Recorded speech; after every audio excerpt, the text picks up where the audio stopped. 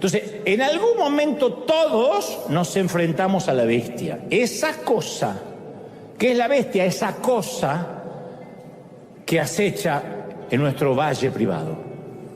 Nuestra bestia no lleva espada, no lleva escudo, pero sacude a veces la hoja del desempleo, del abandono, del abuso sexual, de la depresión.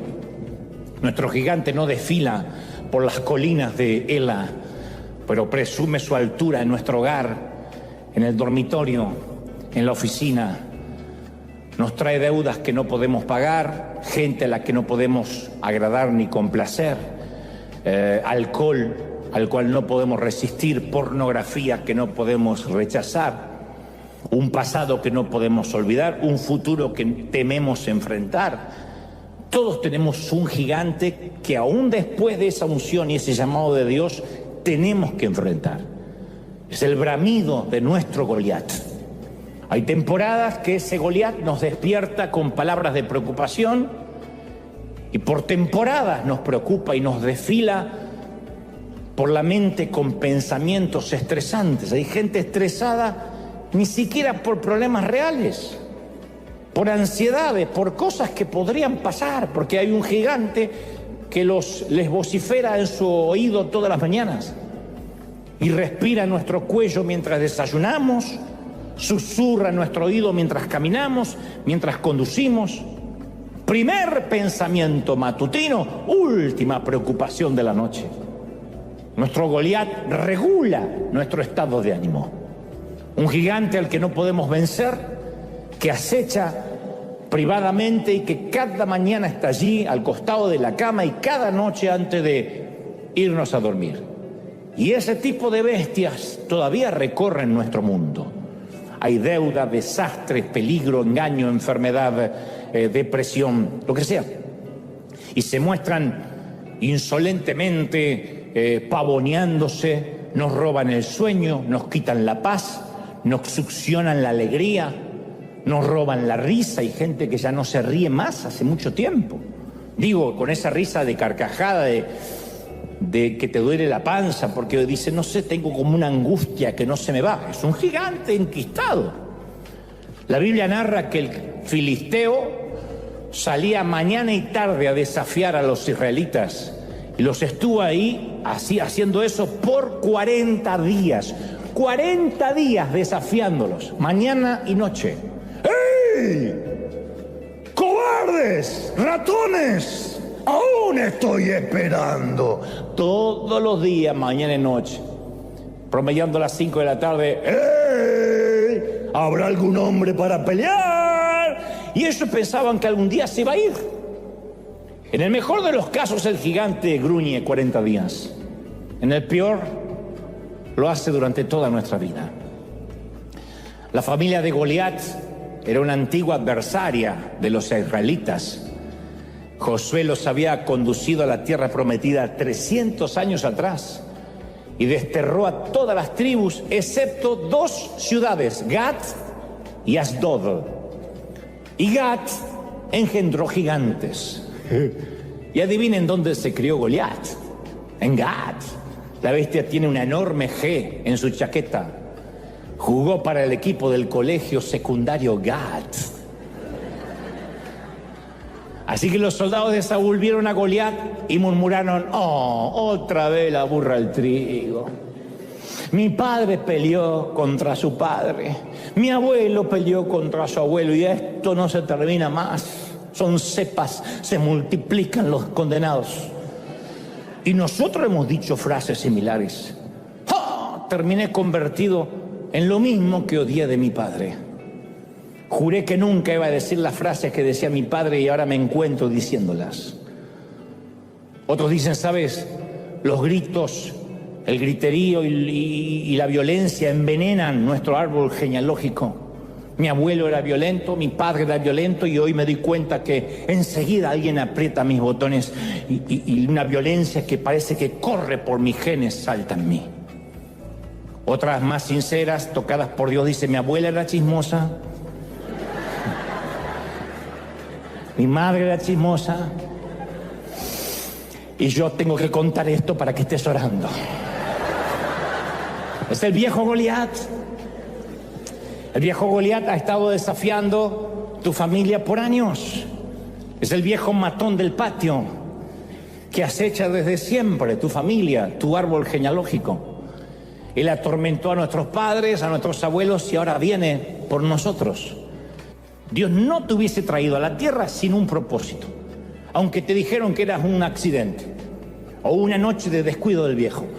Dios te trajo con un propósito. Y cuando algo nos enardece, nos hierve la sangre, y uno dice, puede ser, ¿cómo que este grandulón se atreve a desafiar a los ejércitos de Dios? Alguien tiene que hacer algo, che. Esa es la validación del llamado. Yo te conté que Bill Hybels, un gran predicador, llama eso el momento Popeye. Deben recordar a Popeye el marino, algunos. Popeye el marino soy... ¿Se acuerdan? Tenía una novia flaca llamada Olivia y él comía espinaca para ponerse fuerte. Y en cada episodio había un momento donde el gigante Brutus le quería robar la novia y Popeye se enfadaba, se comía la lata de espinaca y adquiría una fuerza sobrenatural. Todos tenemos una temporada Popeye donde decimos no aguanto más, no que te roben la novia necesariamente, pero no aguanto más. Donde algo supera el umbral del dolor, cruza la frontera de lo que podemos resistir, donde algo nos molesta hasta los huesos y decimos, pero che, hay que hacer algo. O cuando decimos, yo me aguanto cualquier cosa menos esa. Esa cruzó mi frontera. Todos vivimos episodios traumáticos para que tengamos un momento Popeye, donde desarrollamos músculos espirituales en ciertas áreas. Por eso insisto, ¿qué gigante te quita el sueño o te abruma? ¿Qué te enfurece? ¿Qué te enoja? ¿Qué enciende tu motor? Hablo de esos botones que Dios sabe apretar en nosotros y nos produce una carga, un llamado a hacer algo. Tengo que hacer algo ya. Eso que nos enoja no es una debilidad, es un don. Eso que te molesta hace tiempo es un don, no es una debilidad. Porque revela tu asignación, revela tu propósito. En la Biblia, todos los que fueron llamados tuvieron que atravesar la unción de la bestia, todos. Moisés no soporta que los israelitas estén bajo la esclavitud y Dios le dice, ven y dile a la bestia del faraón que los deje salir. Nehemías no puede dormir porque se entera que Jerusalén está en ruinas y Dios dice, ve y reconstruye la bestialidad de esos muros. Esther no soporta que el pueblo de Dios está a punto de vivir un genocidio y Dios le dice, ve a rescatar a ese pueblo de las bestias. Pablo no soporta que los gentiles no escuchen de Dios y Dios dice, ve y quita las almas de las garras de la bestia de Satanás. David no soporta que Goliat se burla del pueblo de Dios y Dios le dice, ve y enfrenta a la bestia. Todos tenemos que enfrentarlo. ¿Es duro? Sí, pero todos tenemos que enfrentarlo. Bestias que van pasando a través de la vida. Yo era chiquitito y no soportaba la falta de excelencia en la iglesia. Era algo que me enojaba. Éramos una iglesia humilde, pobre, no teníamos nada. Pero yo decía, ¿por qué hay que afinar los instrumentos cuando está la gente ahí? ¿Por qué pasa alguien y dice, yo no sé por qué estoy diciendo esto, vamos a leer a ver qué me sale? Yo decía, ¿por qué no se preparan de chiquito? Y ese fue mi primer gigante, el que yo dije, yo tengo que algún día, si Dios me da el privilegio, al menos no hacer de la ignorancia una virtud, e ir por la excelencia. Ese fue el primer gigante. Y después vinieron otros. El gigante de las comunicaciones, el gigante de la religión. Continuamente se me paran gigantes. Algunos siguen vociferando en mi valle, otros han sido decapitados. Pero los que nos atrevemos a aceptar los gigantes, junto con el llamado de Dios, sentimos menos remordimientos.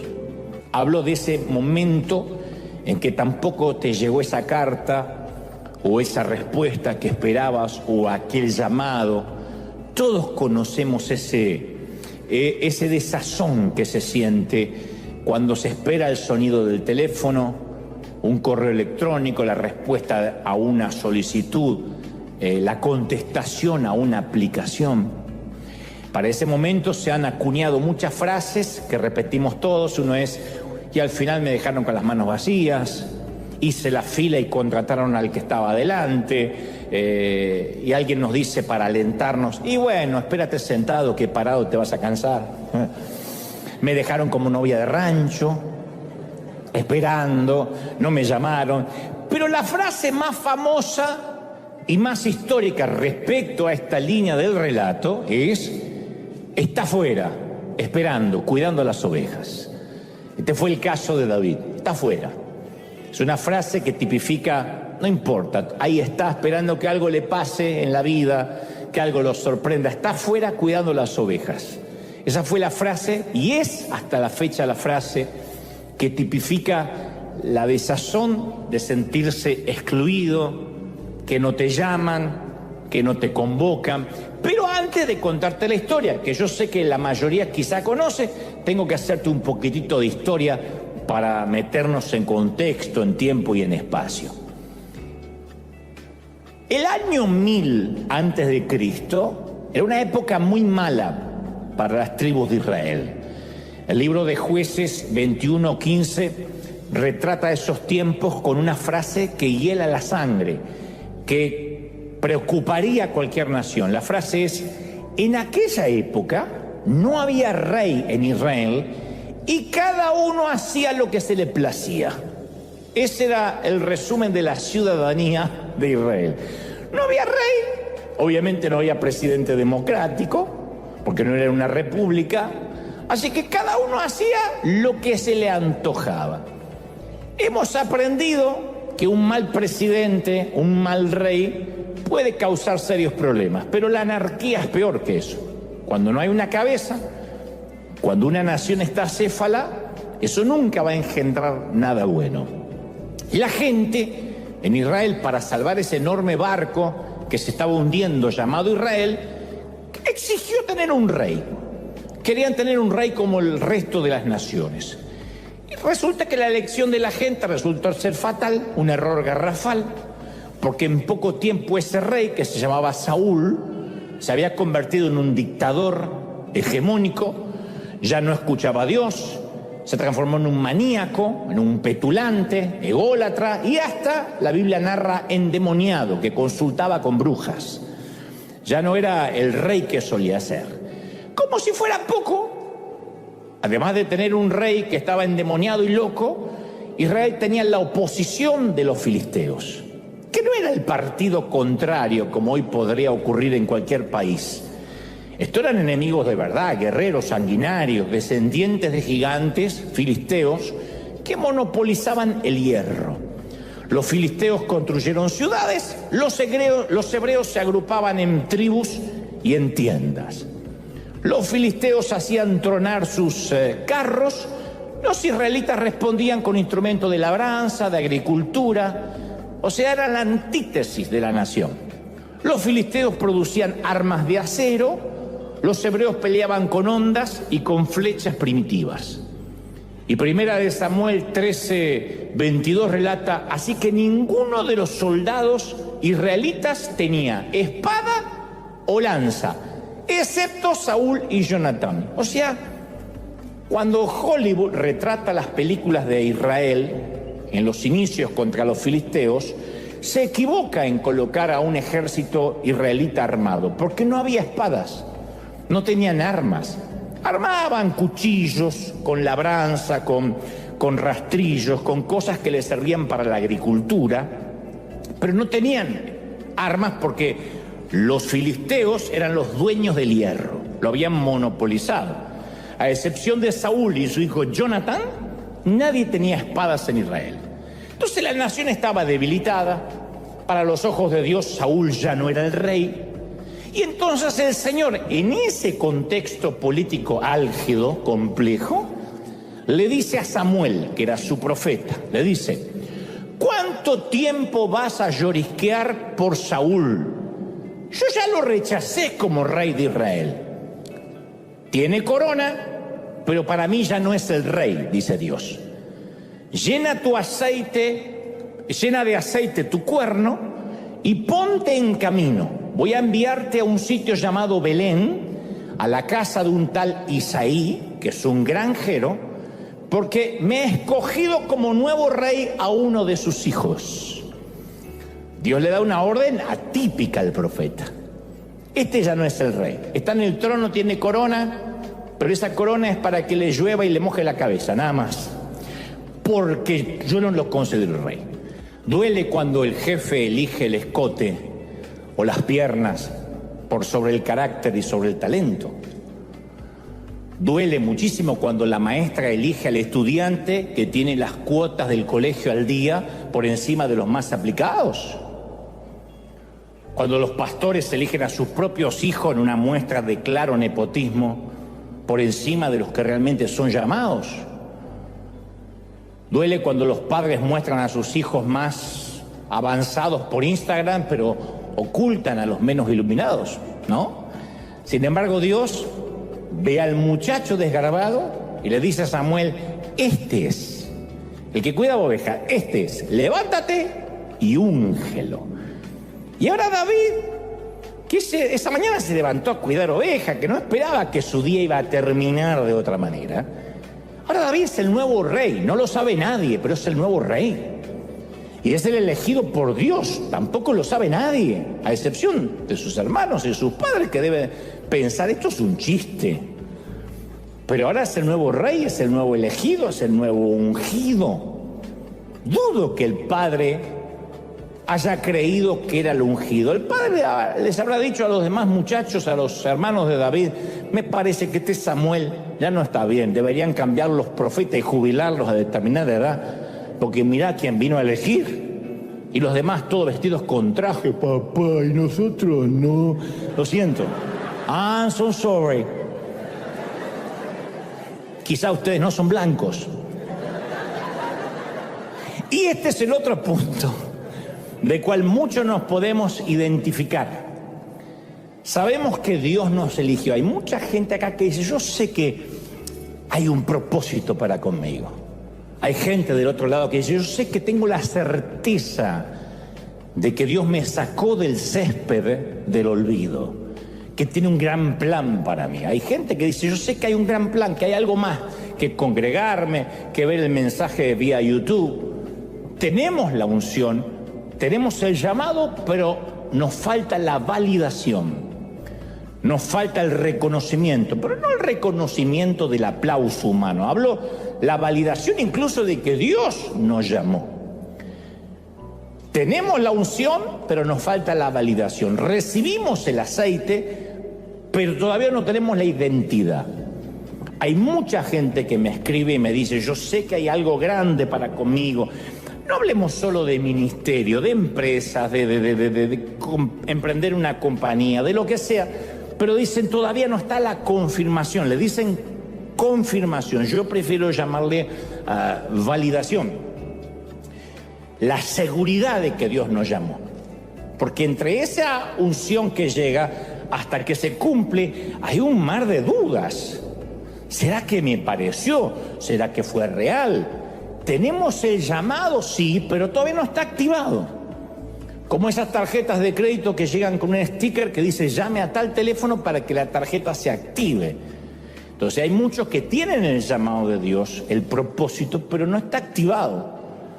No llamaron a ningún sitio todavía y entonces nunca usaron ese crédito que Dios les dio. Así que luego que Samuel vaciara su cuerno de aceite sobre David, todo siguió igual para David. Él continuó cuidando el rebaño, desde que desde ese día se fue a la universidad del reino. Él se fue y siguió, dijo, bueno, si esto es todo, se limpió el aceite y se fue con las ovejas. Nuestro llamado y asignación es definido por nuestro gigante, siempre. Nuestro mayor gigante siempre va a definirnos, siempre. Podemos elegir dedicar nuestra vida a pequeños problemas como ¿cómo me voy a comprar la casa? ¿Puedo cambiar el auto? ¿Cuándo me van a dejar predicar? Ojalá que pueda cambiar el celular. O podemos consagrarnos a un gigante más grande. Nuestra identidad se define por el problema al cual enfrentamos. Las personas que tienen una vida pequeña, pigmea, tienen problemas chiquitos. Cómo hacer que un vecino molesto no deje la basura en la puerta de su garage, cómo hacer para que el hijito no deje un tiradero en la habitación, cómo lograr que las arrugas se me noten menos, cómo lidiar con los compañeros de trabajo, cómo lucir más joven, cómo lograr más seguidores en las redes. Esos son los problemas de la gente pequeña. Algunos son tan pequeños que se meten en redes ajenas para opinar de la vida ajena. Pero las personas con mentes pequeñas se ocupan de cosas pequeñas. Pelean contra pigmeos en su pequeño mundo liliputense de Gulliver. Las personas con grandeza de mente se ocupan de los gigantes que desafían a los escuadrones del Dios viviente. Cómo ponerle fin a la pobreza extrema, cómo detener la trata de personas, cómo ayudar a los niños en riesgo para que reciban educación, cómo alcanzar más personas para Cristo. Necesitamos un gigante digno de nuestra vida, uno que valide la primera unción, aquel primer llamado. La vida se trata de enfrentar gigantes, eso es la vida.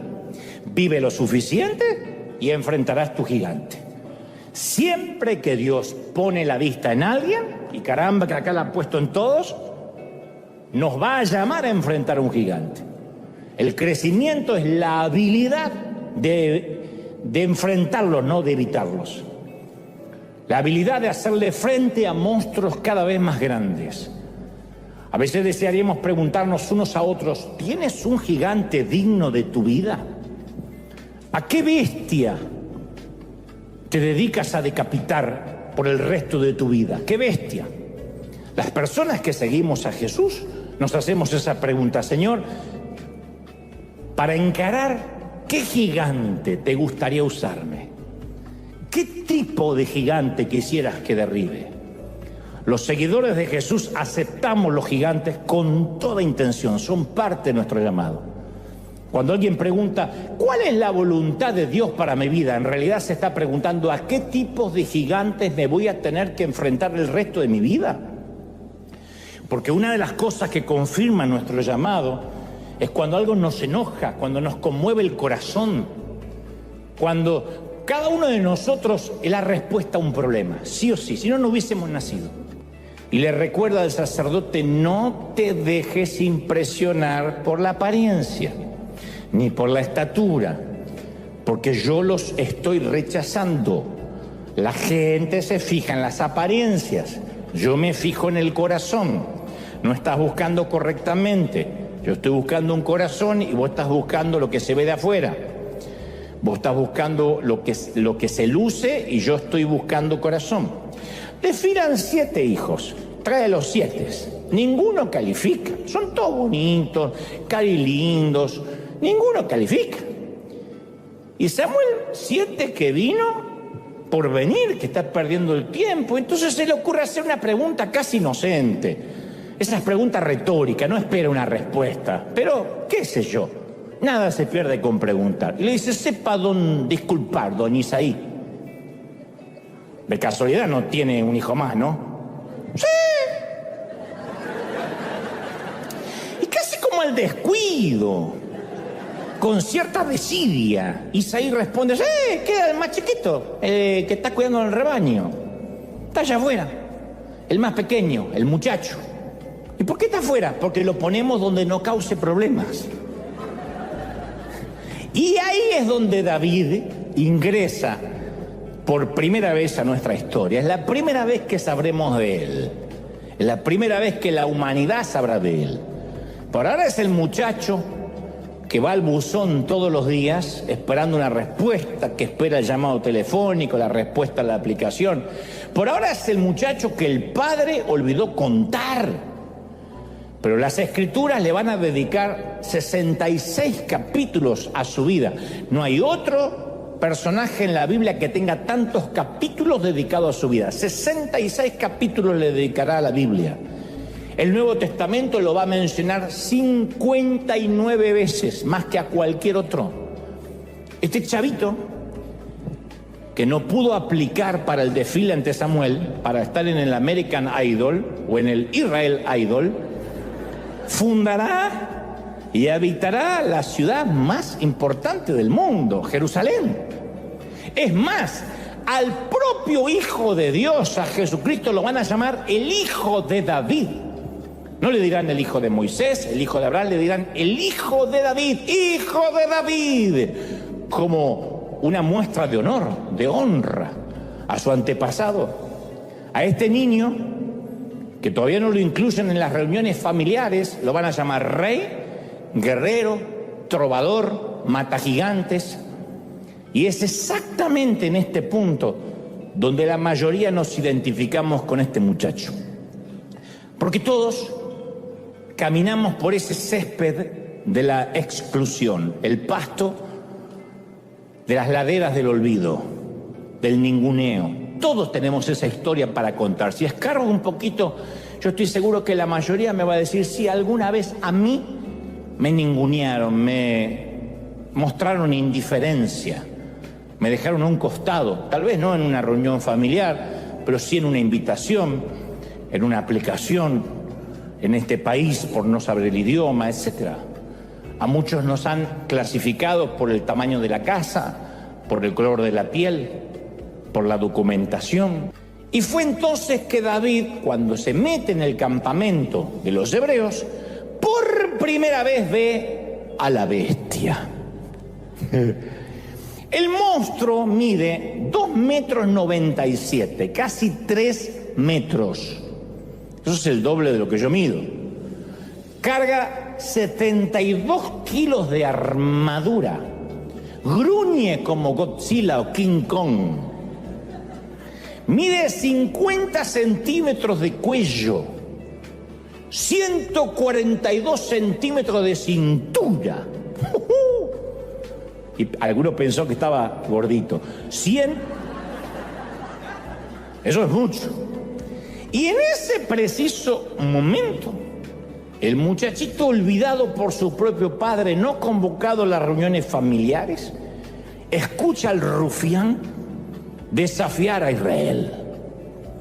El grandulón dice, yo desafío hoy al ejército de Israel. Ya sé, se parece a la voz de Rudy Gracia, pero es el rufián. Elijan a un hombre que pelee cuerpo a cuerpo conmigo.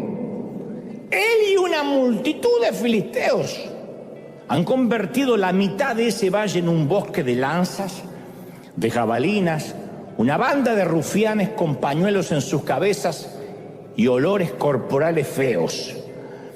Y en ese preciso momento en que David se da cuenta del desafío del rufián, es que también llega su momento.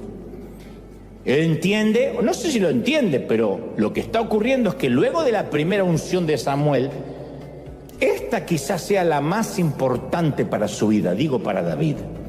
La unción de la validación está por llegar, la unción de la identidad. Insisto con esto, cuando hablo de unción no hablo de un encuentro epifánico, místico. Hablo del primer llamado, de ese sentir que todos tenemos. Convengamos que quizá nadie vino a volcar un cuerno de aceite sobre nosotros, pero sí sentimos en una reunión, en una vigilia, en un momento de oración, en un momento de adoración privada, que Dios nos pedía algo más en la vida. Y sentíamos que teníamos esa asignación de parte de Dios, insisto, excepto que nadie lo sabe. Entonces esa primera unción, ese primer llamado por lo general llega inesperadamente. Uno no hace nada para recibirlo. Es como cuando somos niños y nuestros padres deciden dónde vamos a vivir, qué colegio vamos a ir, de qué manera nos vamos a vestir. Yo soy de una generación que no decidió nada. Hasta los 15, 16, que más o menos uno se pone medio rebeldón y empieza a decidir que no se va a poner ese pantalón. Pero a mí me vestían, me decían dónde tenía que vivir, qué tenía que comer. ¿Cuál era la respuesta de nuestros padres si preguntáramos qué hay de comer hoy? ¿Cuál era la respuesta? ¡Comida! Pero mal, ya. No es que decía comida, mi amor. ¡Comida! Con la próxima te revoleaban algo por la cabeza por preguntar. Porque esto no es un restaurante que se puede elegir. Es que a mí no me gusta. Vas a comer. Porque en África no tienen para comer. Es que no me gusta, vas a comer aunque esté relleno de caca, te lo vas a comer igual. Así es. Entonces uno se deja. Se ve que alguna probó. Entonces, la comida de la mamá, sí. Uno deja que los padres decidan. Llega un momento en que todo depende de nosotros, ya no deciden los padres. En la segunda parte del resto de nuestras vidas, cuando uno empieza a decidir cómo se quiere vestir, qué quiere comer, dónde va a estudiar, qué carrera seguir. Entonces, volviendo al tema, saliendo de la metáfora y volviendo al tema que nos compete, hay muchos que reciben ese primer llamado, esa primera unción, pero no están dispuestos a enfrentar a la bestia por sí solo.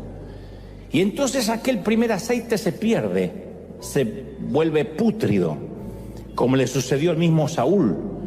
Si uno no elige enfrentar la batalla, por mucho que Dios nos haya llamado, todo habrá sido en vano. Hay un momento que uno tiene que enfrentar cosas en la vida, porque esa es la validación, es Dios que lo prepara para que sepamos que fuimos llamados. Y la Biblia narra que al oír lo que decía el filisteo, Saúl, el rey oficial en ese entonces, no el puesto por Dios nuevo, sino el rey que estaba, y los israelitas se consternaron y tuvieron mucho miedo. Y si el gigante los desafió durante 40 días, también significa que obviamente lo ignoraron por 40 días, no había respuesta. Yo supongo que habrán pensado lo que todos, bueno, si yo ignoro esto, tarde o temprano quizás termina cansándose y se vaya a casa. Pero estas bestias nunca se van a casa, no sin antes dar una buena pelea. La enfermedad no se irá porque la ignoremos, el problema familiar no desaparecerá, la crisis, la debilidad, el pecado oculto no se va porque uno lo ignore. A veces tratamos de escondernos, de hundirnos detrás de un escritorio, buscar la distracción de una fiesta, del alcohol, de lo que sea. Y quizás por un momento, por un día, por una semana nos sentimos a salvo. Aislados, anestesiados, pero en un momento el trabajo se termina, el alcohol se consume, la fiesta acaba y escuchamos otra vez a Goliat retumbando, desafiando, bravuconeando. Y nuestra imagen de Dios se empieza a minimizar y el gigante se empieza cada vez más a amplificar. Y ahí llegan las conclusiones: voy a dejar de ir a la iglesia, no tiene sentido, mi vida no cambia, no hay nada que Dios pueda hacer para que yo sea mejor. Y cuando la bestia empieza a crecer, memorizamos sus amenazas, que eso es lo peor. Eso es lo que Goliat estaba logrando en Israel, quebrarle su espíritu. Y alguien dijo una vez que no hay prótesis para espíritus amputados. Y lo que hacía este bravucón era quebrarles el espíritu. 40 días diciendo: ¡cobardes! ¡Ratas!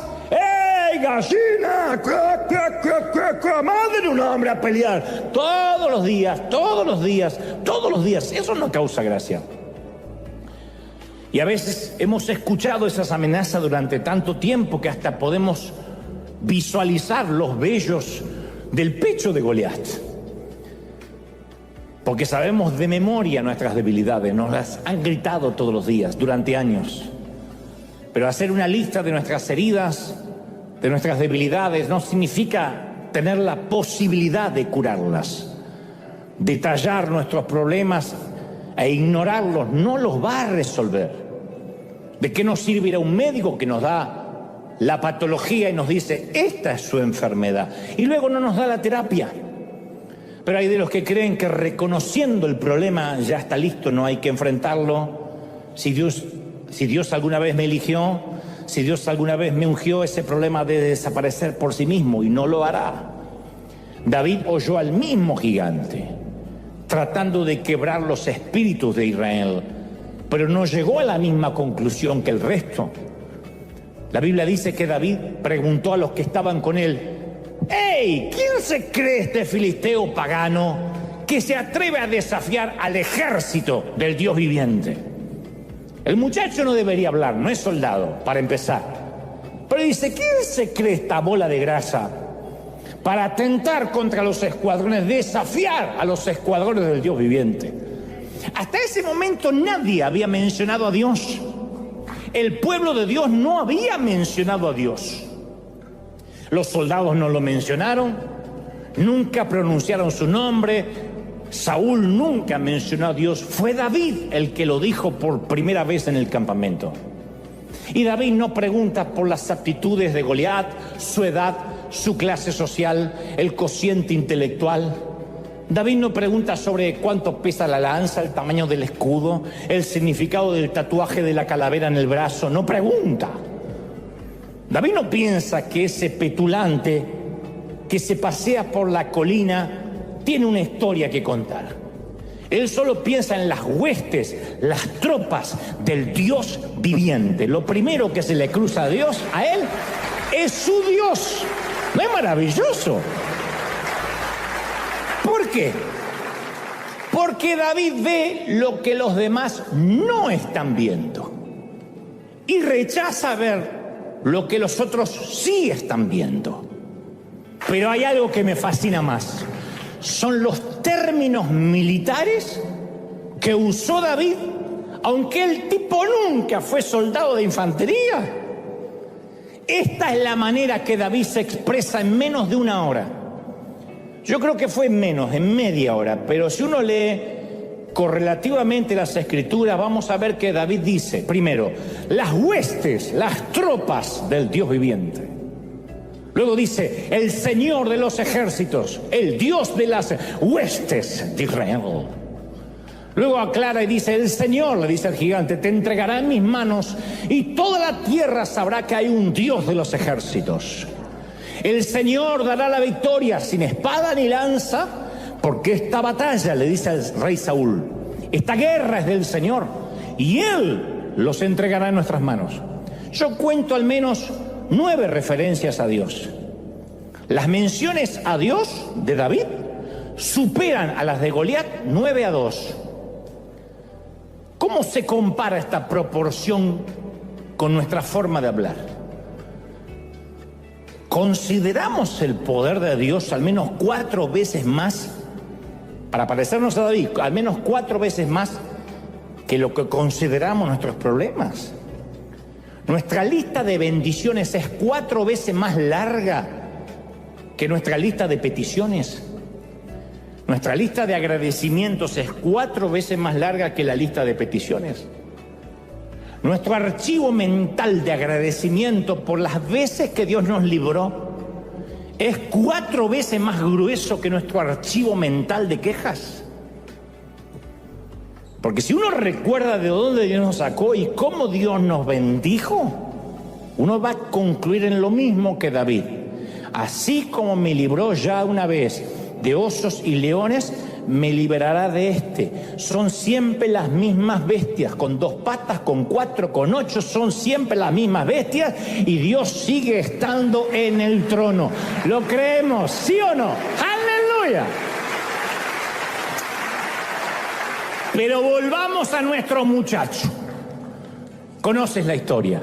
David se hinca cerca del arroyo y busca algunas piedras, la clase de piedras lisas que se pueden apilar cuidadosamente en la bolsa de un pastor, y Goliat mira fijamente hacia abajo desde la ladera. Solo la incredulidad le reprime la carcajada. Lo mira y dice, ¿de verdad? ¡Ja! Esperó 40 días por un hombre y sale un adolescente. Lo llama esmirriado. Lo llama renacuajo. ¿De verdad? Casi es un insulto para la bestia que manden a ese. Le dice, ¿soy acaso un perro para que vengas a atacarme con palos? Y toda la muchachada. En este rincón del cuadrilátero, David, flaco y esquelético. En este otro rincón, voluminoso y bruto, Goliat. La bicicleta atacando a un camión de 18 ruedas. El perro caniche atacando al dogo alemán. ¿Vieron los perritos cuando...? ¿Vieron esos enfrentamientos del caniche y el Rottweiler? Que el grande le dice, no me quiero molestar, porque si me molesto te como de un bocado chiquito. ¿Qué posibilidades tiene David contra el gigante? ¿Quién le apuesta a David? ¿Quién pone dinero en el hijo de Belén? No los filisteos, no los hebreos, menos los hermanos de David, que consideran hasta la fecha que fue un error ungirlo. No Saúl. Saúl dice, bueno, morir por morir, terminemos con esto de una buena vez. Quizá el gigante aplaste a estas cucarachas, se vaya mañana y todos tengamos paz. Pero Dios sí apuesta por él. Y escucha cuidadosamente el grito de guerra de David. ¡Ey!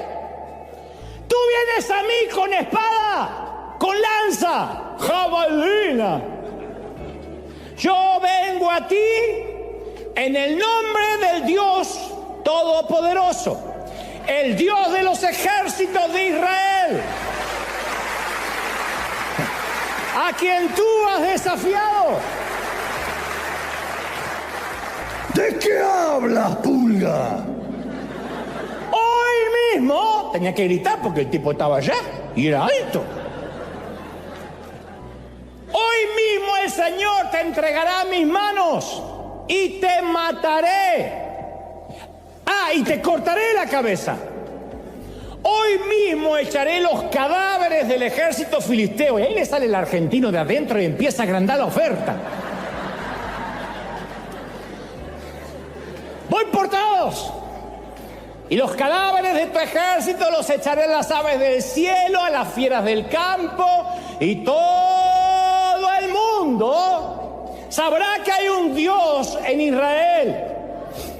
¡Ya cierra la boca, mocoso! Y es más, todos los que están aquí reconocerán que el Señor salva sin necesidad de tanta espada y lanza. La batalla del Señor, y Él los entregará a ustedes en nuestras manos, y eso va a pasar. Ahora, ahora.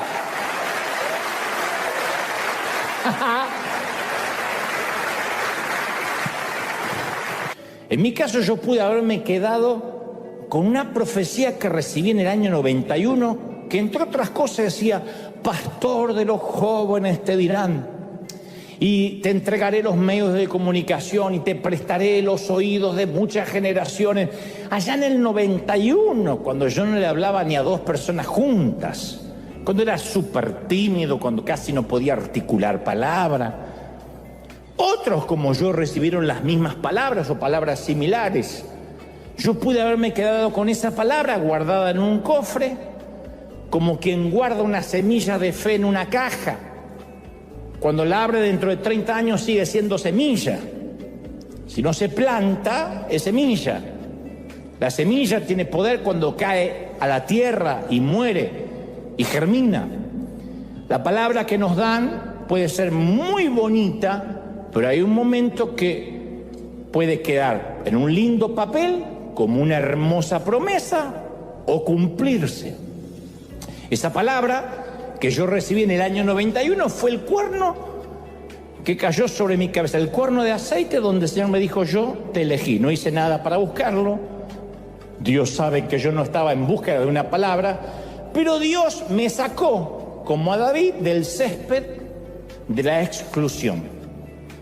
Un muchacho del sur, un muchacho de allá, de lo último de la tierra, sin posibilidades de nada, sin estudios secundarios, sin estudios universitarios. Dios dice, aquel.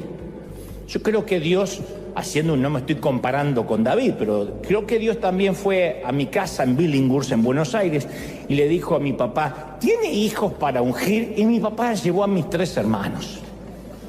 Y puso, tengo estos 3. No tiene más, y el inútil que está allá afuera, que lo tenemos, pero no sé si va a servir para algo, ¿no? Eso vino. Yo no lo esperé.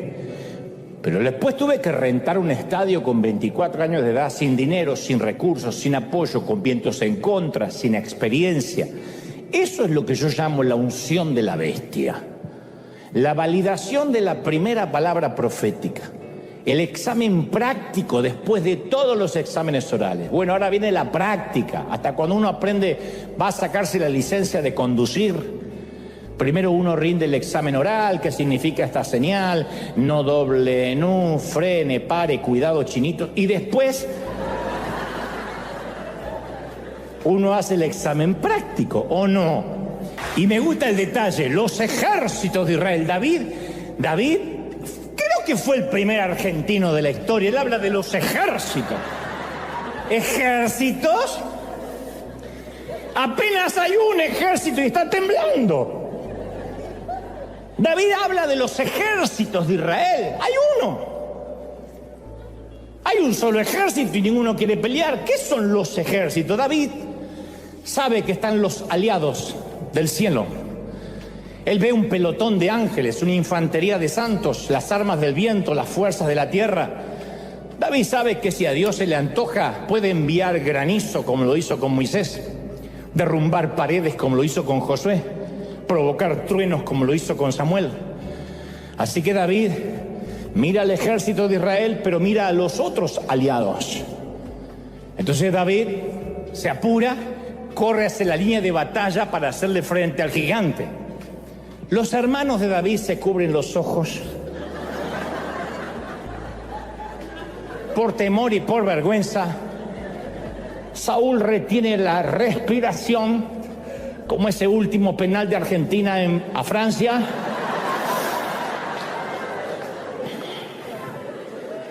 Mientras el joven hebreo corre hacia una muerte segura, Saúl dice: al menos ganaremos tiempo.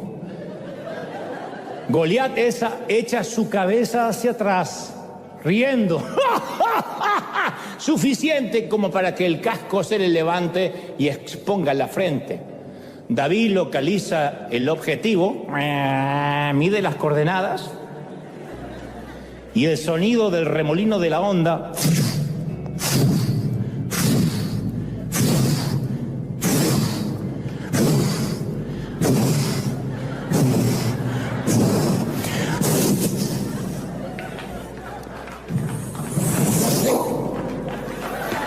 es lo único que se escucha en el valle.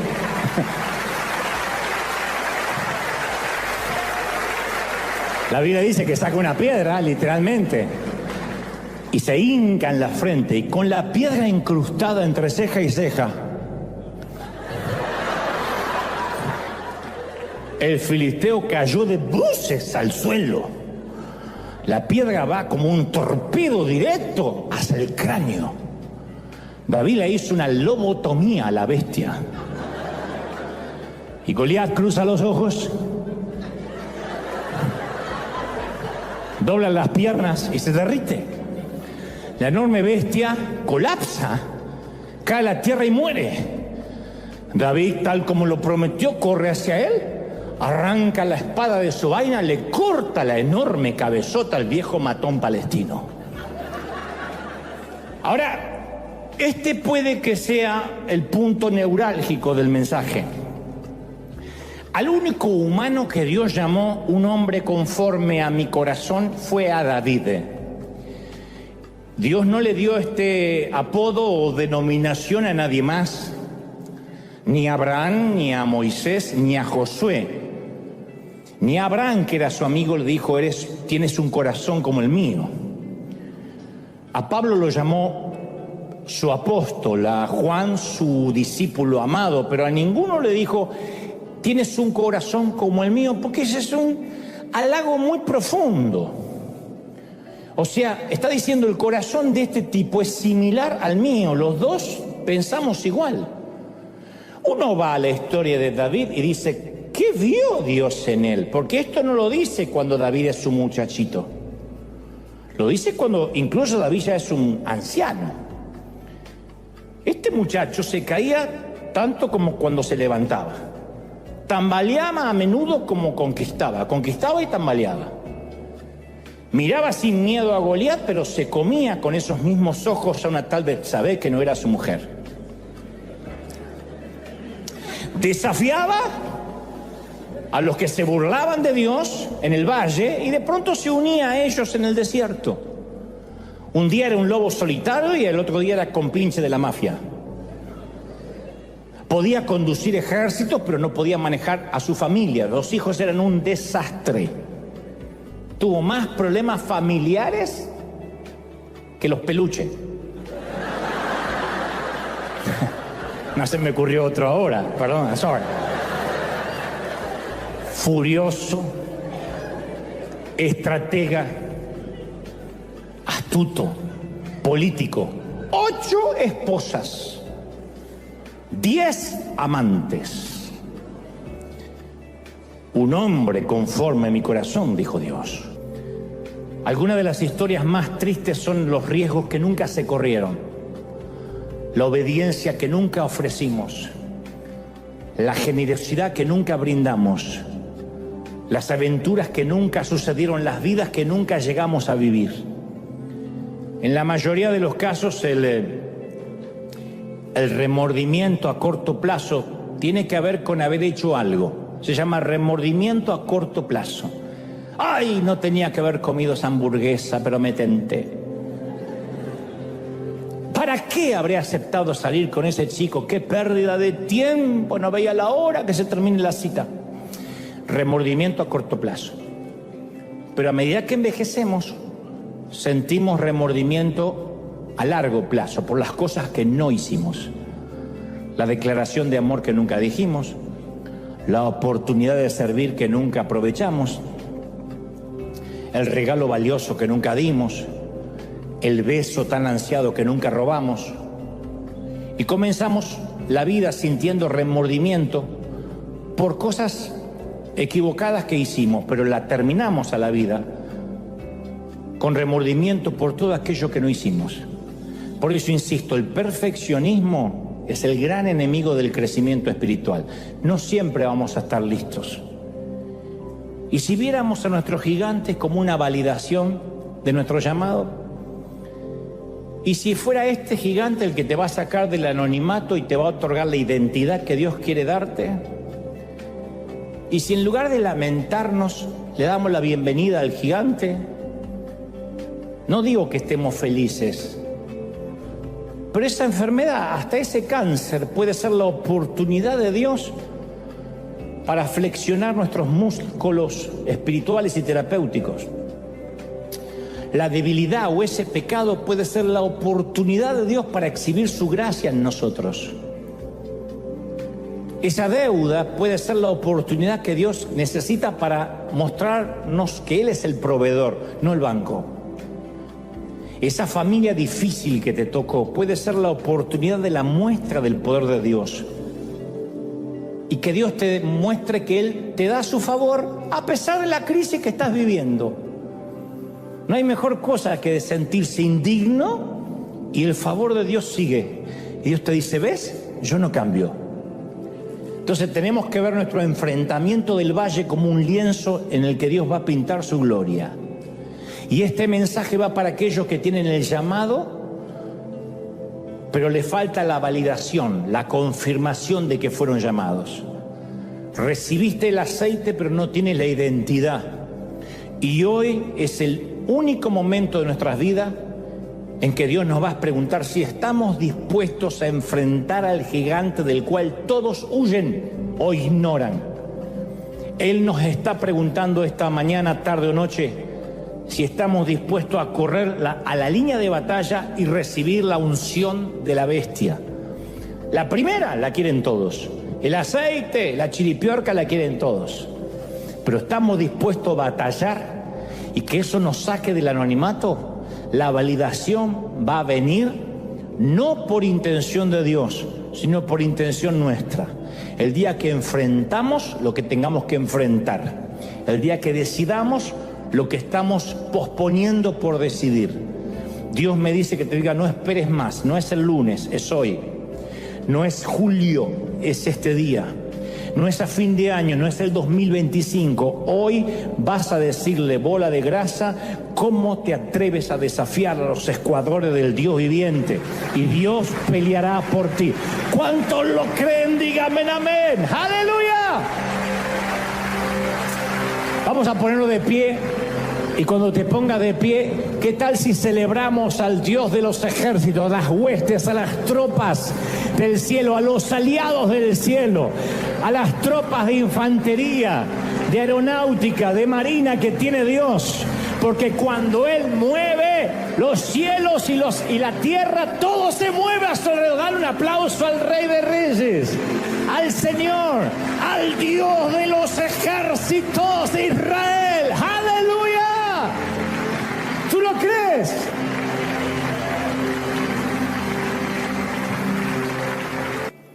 Todos los ojos recaen sobre el brutal Hulk, que respira odio. Todos los hebreos se detienen en el rockstar de los filisteos. Todos conocen en detalle a la bestia. Y todas las noches, mientras que se reúnen en derredor de un buen asado argentino, porque aún no había tanta miseria para que comieran solo pupusas. Entonces, cuando ustedes prediquen, pongan el ejemplo que quieran y yo los escucharé. Y todas las noches, en derredor de una fogata, describen las expresiones humillantes, las exigencias de la bestia, su tamaño. ¿Y viste su tamaño? ¿Y viste la voz que tiene? ¿Y viste sus piernas? No. Y tienes que ver sus brazos. Son especialistas en Goliat. Son como quienes aman amar del diablo. Porque creen que si hablan mucho del diablo, con eso basta para vencerlo. ¿Viste lo que es Satanás? ¡Ay, está terrible, terrible! Se levantó contra mí, se levantó con su demonio. Y describen y hacen libros sobre Satanás y predican sobre Satanás. Porque creen que si conocen en detalle a Goliat, eso hará algo. David, sin embargo, no está interesado en Goliat. Él es especialista en Dios. Él no ve al gigante, él solo ve a Dios. De hecho, Goliat le refrescó la memoria a David. El valle de Ela, donde ahora se pavonea Goliat, fue como un déjà vu para David. Porque mientras que todos los demás temblaban, David recordaba. Y David le dice a Saúl: a mí me toca cuidar el rebaño de mi padre.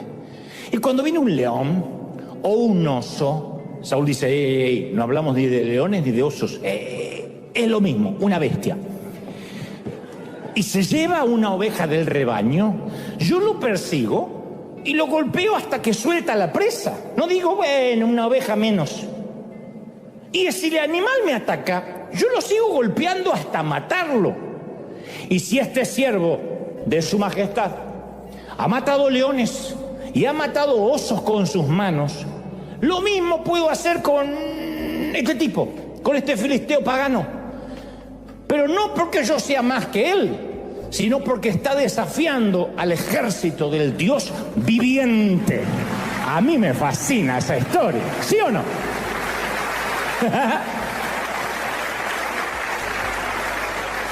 Leones y osos. La buena memoria hace a los héroes. La mala hace a los cobardes. Tenemos que hacer un listado de los triunfos de Dios. Cada vez que un gigante viene, un gigante nuevo, reapareció el cáncer. Parece que revivió aquel problema que creíamos resuelto. Una nueva deuda, una nueva carta del IRS. Una suegra que dice: pasaré una semana con ustedes. Y uno empieza a decir: ¡otro gigante! Pero ahí es cuando uno tiene que escribir las preocupaciones en la arena y tallar las victorias del ayer en la piedra. Toda la Biblia, desde Génesis hasta Apocalipsis, el Señor dice: recuerda, recuerda, recuerda. Y no porque es nostálgico. Él no necesita obligarse a recordar, pero le dijo a Israel: recuerda de dónde te saqué, recuerda que te di pan en el desierto, recuerda que nunca te dejé. Tú cambias, tú fluctúas, tú eres ciclotímico, tú tienes desfases hormonales. Yo, Dios, soy el mismo ayer, hoy y por los siglos. Yo no cambio. ¿Lo creen, sí o no?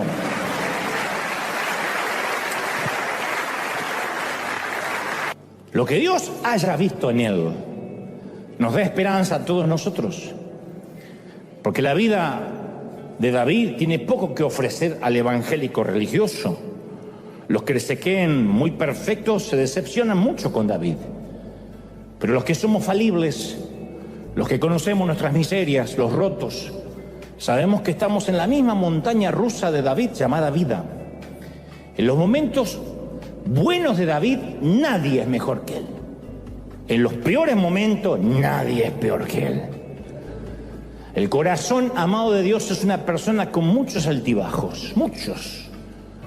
Pero hubo al menos una actitud de David que se mantuvo el resto de la vida, pero que comenzó desde que era un muchachito, que le hizo ganarse el título de un hombre conforme al corazón de Dios. Porque ya siendo grande, lo único que le importa a él es traer el arca del pacto, que tipifica la perfecta voluntad, la presencia de Dios, traerla de regreso a Sión, a Jerusalén. Él siempre honró a Dios. Pero eso no lo aprendió de grande, sino que de chiquito, él siempre preservó celosamente la reputación de Dios. No le importaba a él quedar mal. Él no estaba pendiente de cuidar su testimonio, si tenía una armadura, si lucía bien. Nadie se iba a atrever a difamar a su Señor. El primer combate de David contra la bestia fue por este motivo. Todo el mundo tiene que saber que hay Dios en Israel. Y los que están aquí reconocerán que el Señor no necesita ni espada ni lanza. Y la batalla es del Señor y nadie desafía al Señor. Eso agradó a Dios. David vio en Goliat una oportunidad para que Dios se glorificara. ¿Sabía que iba a salir vivo de la batalla? No. Pero estaba deseoso incluso de dar su vida por la reputación de Dios. Pero, aunque sea uno de ustedes, salga a pelear. Y casi sin saberlo estaba recibiendo la unción de la bestia. Aquella que se cosecha únicamente en el campo de batalla y no detrás de un escritorio y mucho menos en el aula de un seminario bíblico. Y después uno se acostumbra, termino con esto, uno se acostumbra y ya no quiere pelear con gigantes. No, dije mal la palabra, no es se acostumbra, uno se acomoda. Y ya no, se hace cómodo y la zona de confort hace que no quieras enfrentar gigantes. Tengo cierta edad donde yo ya no quiero nuevas batallas. Prefiero las conocidas, las que tengo el control. Y Dios siempre me pone, en mi caso, un desafío nuevo. Y los desafíos nuevos son gigantes que yo nunca enfrenté. No fui enlistado para eso. Y Dios me dice, pero yo sigo siendo el mismo Dios. El gigante más grande es diferente, pero sigo siendo el mismo Dios. Y hasta ahora, con todos mis errores, que los tengo, y virtudes, le he dicho al Señor, donde tú me quieras, yo estaré. Donde tú me asignes, eso es lo que haré. Y no tengo miedo al que dirá, ni a los otros evangélicos, ni a los religiosos, porque entiendo que cuando un gigante se para y vocifera contra el pueblo de Dios, Dios espera que alguien se ponga en la línea de fuego y pelee por la reputación de Dios. Y que diga, voy a demostrar de que hay Dios en Israel y que Él no pelea con lanza, con espada y con jabalina. ¿Tú lo crees? ¿De verdad lo estás creyendo? Levanta tu mano y vamos a adorar. Padre, levanta tu mano del cielo y del Señor, recibo esta palabra ahora. Estoy orando por los que están en casa, por los que están aquí, Señor. Acabo de transmitir lo que creo me has dicho que diga. Y yo estoy recibiendo esta palabra también. Sea el gigante que sea, enfrentamos el gigante del entretenimiento, de la política corrupta, enfrentamos el gigante de los sindicatos, enfrentamos el gigante de los dictadores, enfrentamos los gigantes de la apología a las drogas, el gigante de la delincuencia, el gigante de la inclusión mal explicada o mal entendida, enfrentamos los gigantes que se están levantando en toda América Latina y el resto del mundo. Señor, henos aquí. Señor, envíanos. Levanta las manos y dile, Señor, esta palabra me desafía. Toma ¿Dónde está el gigante que se para en el valle para desafiar tu vida? Vamos en el nombre del Señor de los ejércitos, el Dios de Israel, el Dios de los ejércitos. Señor, venimos confiando que tú no has cambiado. David ya no está aquí en la tierra, pero tú sigues estando vivo. Y el mismo que condujo a la batalla al pequeño, nos conduce a nosotros. Y decimos cáncer, decimos leucemia, diabetes, estamos diciendo enfermedad, pobreza, religión. Vengo contra vos, gigante. Te ato, te conjuro, te resisto. Y en el nombre del Señor, Dios va a demostrar de que sigue siendo conmigo mayoría. Dios y nosotros mayoría. Y vamos y batallamos y libramos la batalla en el nombre de Jehová de los ejércitos de Israel. Y en el nombre de Jesucristo vamos contra todo demonio, contra todo espíritu, contra toda rebeldía, contra todo poder dictatorial. Soltamos sobre las naciones ese Dios que está esperando no la orden, sino quien se anime a ir por él. ¿Quién irá por mí? ¿Quién irá por nosotros? Has dicho desde los cielos. Señor, levantamos bandera. Se levanta la bandera de Jesucristo, se levanta la bandera de la victoria. Hoy habrá victoria en el campamento, habrá victoria en el campamento, en los ejércitos del Dios viviente. Señor, valida la unción de los llamados, valida la unción de los llamados. Hay gente ahora en sus hogares recibiendo la validación. Yo te llamé pequeña, dice el Señor. Yo te he llamado. No dudes. Prepárate, capacítate, pero llegará el tiempo en que tendrás que enfrentar tu gigante a solas.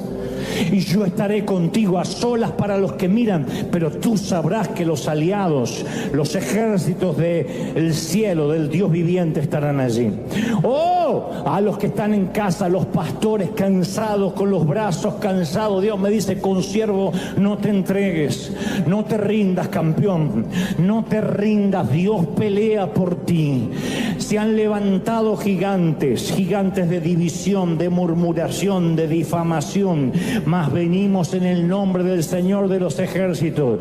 Y la onda está girando ahora y va a ser clavada en la frente de Satanás, en la frente de la bestia, en la frente de Goliat. Y eso nos ungirá, y eso nos llevará a una nueva dimensión. Padre, tu gloria, tu presencia, tu unción sopla hoy sobre nosotros. Padre, he declarado esta palabra sobre niños, jóvenes, ancianos y adultos. Multiplica, séllala, bendícelos en el cuerpo, en el alma y en el espíritu. Iglesia amada, te bendigo en tu entrada, en tu salida. Te bendigo en tu acostarte, en tu levantarte. Bendigo en tu salida, en tu entrada, en tus horas de trabajo y tus horas de descanso. Te bendigo, congregación, para que veas la gloria y la bendición de Dios en todas las cosas. Para que Dios abra las ventanas de los cielos y derrame su gloria sobre ti, tus hijos y tus nietos. Seas bendecido en todas las áreas y no termine junio sin que los cielos se abran y veas a los aliados del cielo peleando contigo. Lo creo, lo declaro. En tu nombre decimos amén, amén y amén. Sea hecho. Seamos benditos y prósperos. Dios te bendiga. Ese aplauso al Rey de Reyes. A Él sea la gloria y el imperio por los siglos de los siglos.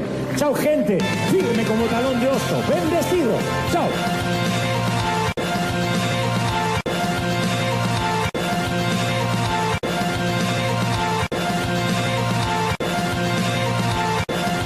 El proceso siempre revela de qué estamos hechos, siempre.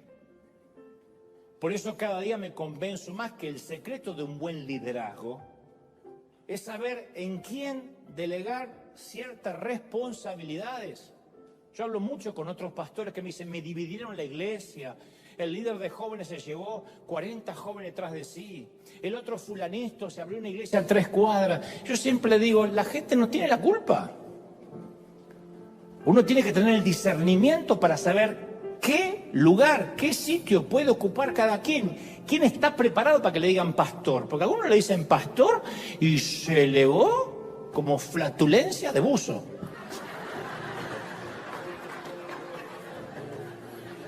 Estoy finísimo hoy estoy...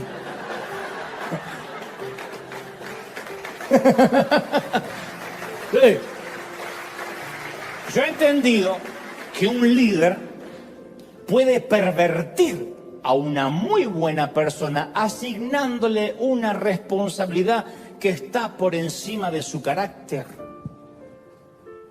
No estoy diciendo entonces no se puede confiar en nadie, sí, pero uno tiene que saber que si le damos la llave del automóvil al nene de 8 años, lo estamos condenando a la muerte. No es que no lo amo, porque no lo amo no le doy el auto, porque un auto está por encima de su madurez, de su capacidad, de su edad. Entonces uno tiene que saber que uno puede pervertir una persona cuando le asigna algo por encima de su carácter, y Dios lo sabe. Por eso no nos asigna algo nuevo sin pasarnos por un proceso. Para que Jacob llegara a ser quien debía llegar a ser, el patriarca que luego conoceríamos tenía que aprender a bailar con la más fea. El taimado de su suegro, de su tío, era parte del propósito de su trato. Yo mismo, aun cuando era más inexperto, yo arruiné a mucha gente por el simple hecho de darles un título, en el afán de no sentirme solo, cuando todavía yo no había constatado si Dios había trabajado en sus caracteres o no. Yo recuerdo otro episodio cuando aún vivía en Argentina. Yo tenía una productora de contenidos multimedia, un edificio donde estábamos generando contenidos para televisión, etc. Y en ese entonces trabajaba conmigo un excelente muchachito joven, posiblemente el más dispuesto y servicial que yo jamás haya conocido. No hay un solo día desde aquellos años en que no lo extrañe, porque de chiquito estaba al lado mío y era un muchacho servicial. Y él no hizo nada para corromperse, yo lo hice. Un viernes por la tarde decidí ponerlo a cargo de la oficina. Él solo me agradeció diciendo que valoraba ese privilegio y dije, mira, le dije un viernes 5 de la tarde, quiero que te hagas cargo de la oficina, que seas una suerte de CEO interno, a pesar de que tienes corta edad. Eso fue un viernes. Pasa el fin de semana, el lunes por la mañana, yo decido entrar un poco más tarde para darle la oportunidad que él estuviera con los empleados, confiando además de que ahora tenía a alguien encargado de hacer que funcionara, que gestionara la oficina. Así que llego promediando el mediodía, me voy acercando a nuestro edificio y veo en la vereda 3 muchachos de mi equipo. En la vereda, 3 empleados. Entre diseñadores gráficos, editores de televisión. Entonces, alarmado, les pregunto, ¿qué hacen en la calle? Y los 3, muy enojados, me contaron que el nuevo gerente los había despedido esa mañana.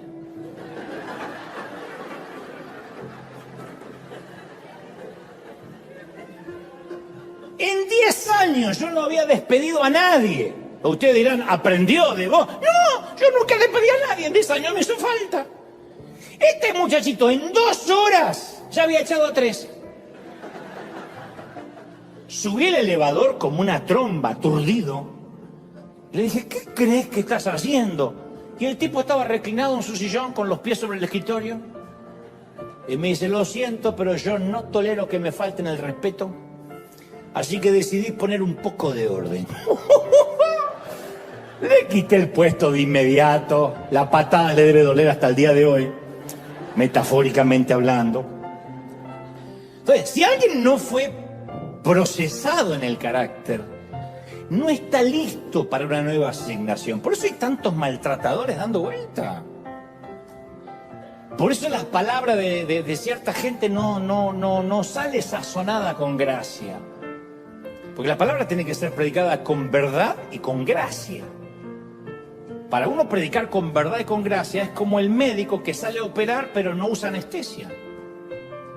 ¿Quién va a un dentista que no cree en la anestesia? ¿Quién va hoy en día a operarse? Alguien que dice, yo opero perfecto, lo que no uso es anestesia. Eso es predicar con verdad sin gracia. La gracia hace de que las cosas más duras no duelan, porque uno percibe que vienen filtradas por el amor, no con las ganas de vengarse, de dolerse o desde el resentimiento. ¿Cómo viene la gracia y la verdad en un predicador, en una persona de Dios? ¿Cómo un líder, un voluntario hace para no maltratar, para que no le salga el maltrato porque simplemente es sugiere? Si tiene una dosis de gracia y de verdad. Si sabe que no es cuestión de servir a Dios, también es cuestión de servir a la gente. Que el mandamiento principal no es solo amar a Dios, sino también amar al prójimo. ¿Cuándo se aprende eso? Con el proceso, bailando con la más fea, estando en sujeción, aguantándose gente que a veces no queremos aguantar, pero sujetando el carácter. Jacob se sintió un tonto trabajando gratis para un hombre que comerciaba con sus hijas como si fuera un ganadero. Y fue procesado durante 14 años. Soportó el mal tiempo, capeó los temporales. No solo sobrevivió a su temporada con Labán, la aprovechó, la capitalizó. Yo a veces digo, fulanito estuvo al lado mío tantos años, no aprendió nada. ¿Cómo puede ser que alguien esté...? A mí me ha tocado estar al lado de hombres de Dios, mirarlos en su caminar, en su manera, cómo se comportan al viajar, porque mirar a un hombre de Dios o una mujer de Dios en un stage lo hacemos todos. Pero yo me ha tocado compartir almuerzos, ver cómo desayunan, cómo se comporta, cuál es el trato con sus familias. Y algo se te pega, algo, como dijo un predicador, uno es una manguera donde pasa el agua. Si el agua fuese la unción o la mentoría. Y al final uno queda mojado. Pero sin embargo hay gente que pasa por nuestras vidas y sale seca. Y yo me pregunto, digo, ¿cómo no aprendió? ¿Cómo pudo haber sido tan ciego, tan ciega, que sale y hace exactamente lo contrario? Y es porque nunca permitió que su carácter fuera moldeado. Dios usó a Labán para moldear el carácter de Jacob. Y la verdadera esencia de Jacob salió a la luz cuando le tocó bailar con la más fea. Yo recuerdo hace unos 16 años atrás, cuando en la Catedral de Cristal éramos un grupito muy pequeño.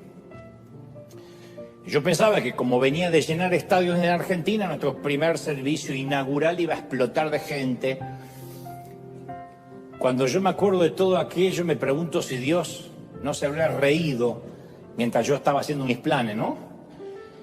Desde aquel primer servicio en la Catedral de Cristal me di cuenta que no iba a ser fácil, que no se trataba de hacer algo de publicidad, camisetas con un logo y que la gente va a hacer fila, no era así. Algunos creen que las cosas de Dios es, como decía mi papá, soplar y hacer botellas, y no. Cuesta 30 años hacer un éxito de la noche a la mañana. Y aquellos primeros meses siguen estando entre las temporadas más frustrantes y desilusionantes de mi vida. Pero no la cambiaría por nada, porque las frustraciones de esos procesos nos enseñan las lecciones más valiosas. Recuerdo que la primera vez que yo pisé el campus de la Catedral de Cristal, llamo a mi pastor en Buenos Aires, a Claudio Freyson. Le digo, pastor, me acaban de contratar como pastor de la división hispana de Catedral de Cristal. Como siento silencio del otro lado de la línea, aclaro y agrego, dice, le digo, pero voy a probar durante al menos un año a ver qué tal esto. Si no resulta, siempre puedo renunciar y regresar a mi casa en Miami.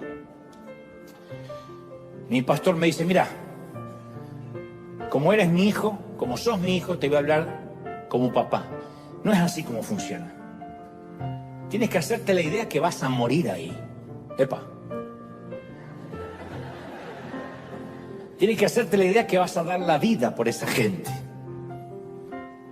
No sé lo que pueda pasar, pero tienes que, en tu mente, por tu salud mental, asimilar de que vas a pasar al menos una década en ese sitio.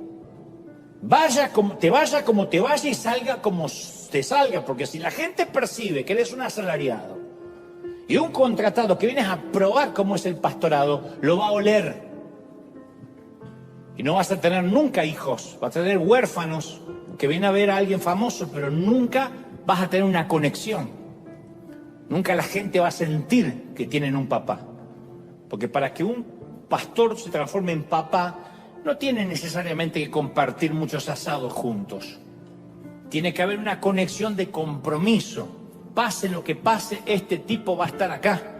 Puedo pasar el peor momento y no va a andar dando vueltas por el mundo, paseando, probando. Sabe que Dios lo asignó y hasta que cambie la orden va a estar ahí. Entonces uno tiene el sentimiento de raíz, de estar enraizado.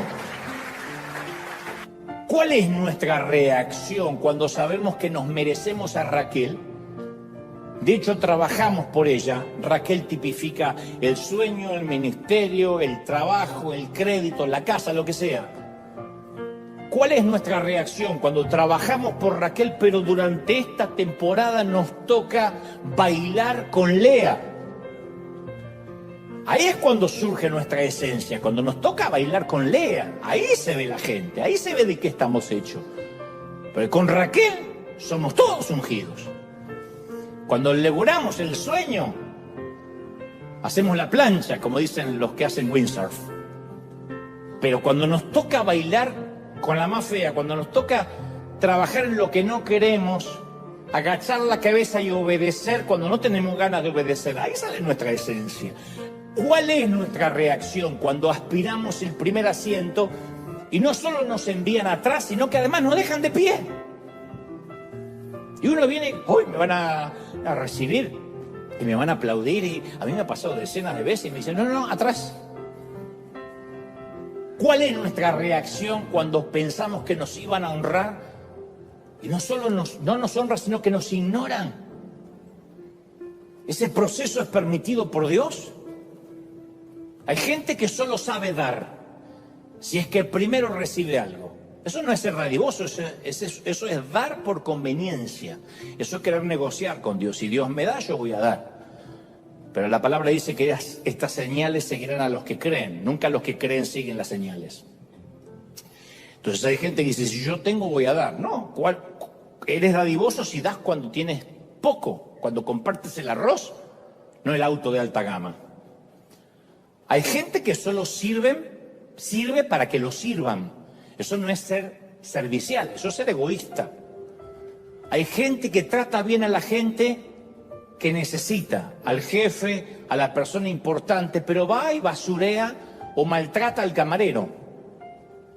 Eso no es ser buena persona, eso es ser un ser interesado. Trato bien al que me conviene y al que no conozco y no me suma nada lo maltrato.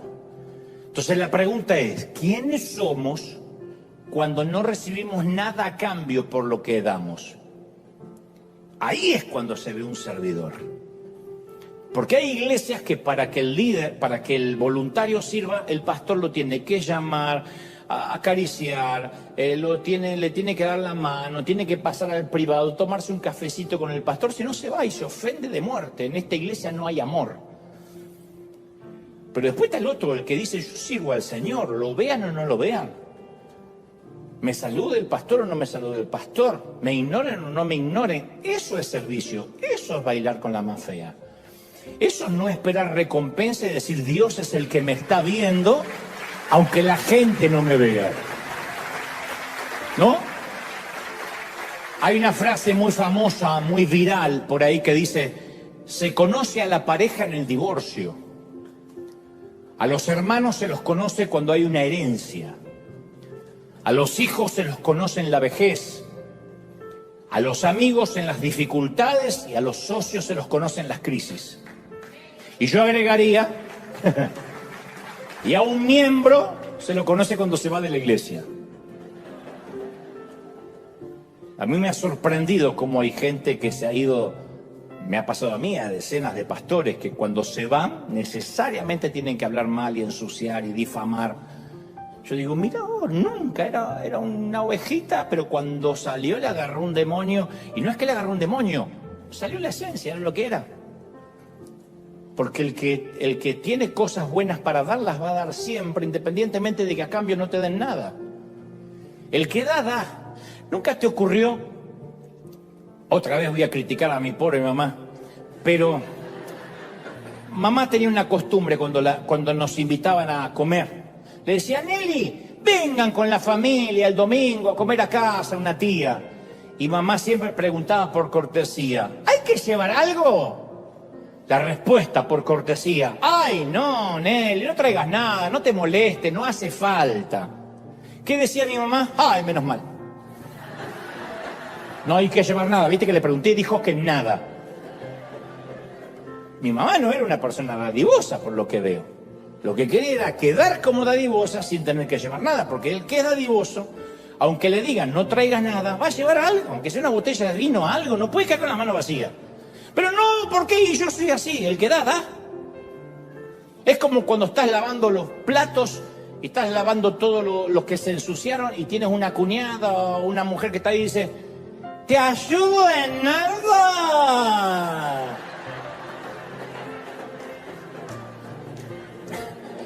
¿Cuál es tu respuesta por cortesía? No, deja, yo veo cómo me arreglo, no sé cuándo voy a terminar, porque llega hasta el techo esto, pero no importa. ¡Ah, bueno! ¿Puede decir es servicial porque se ofreció? No.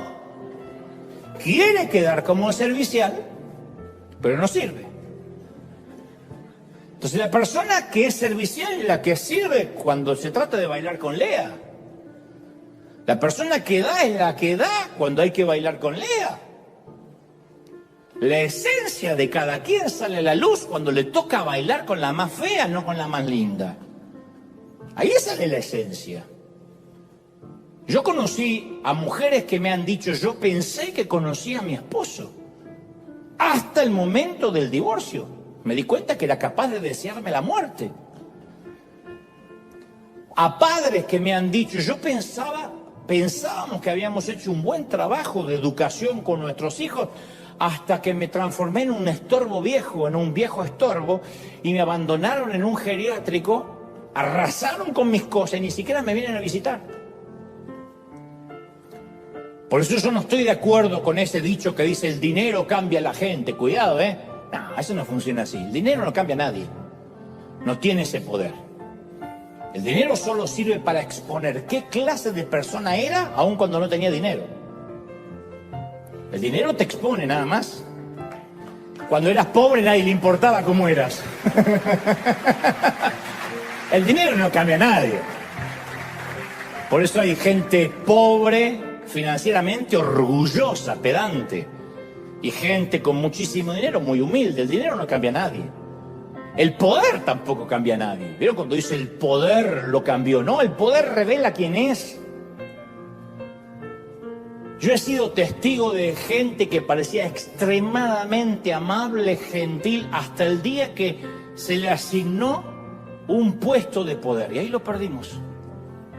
Conozco a uno en particular que era un gran camarada ministerial.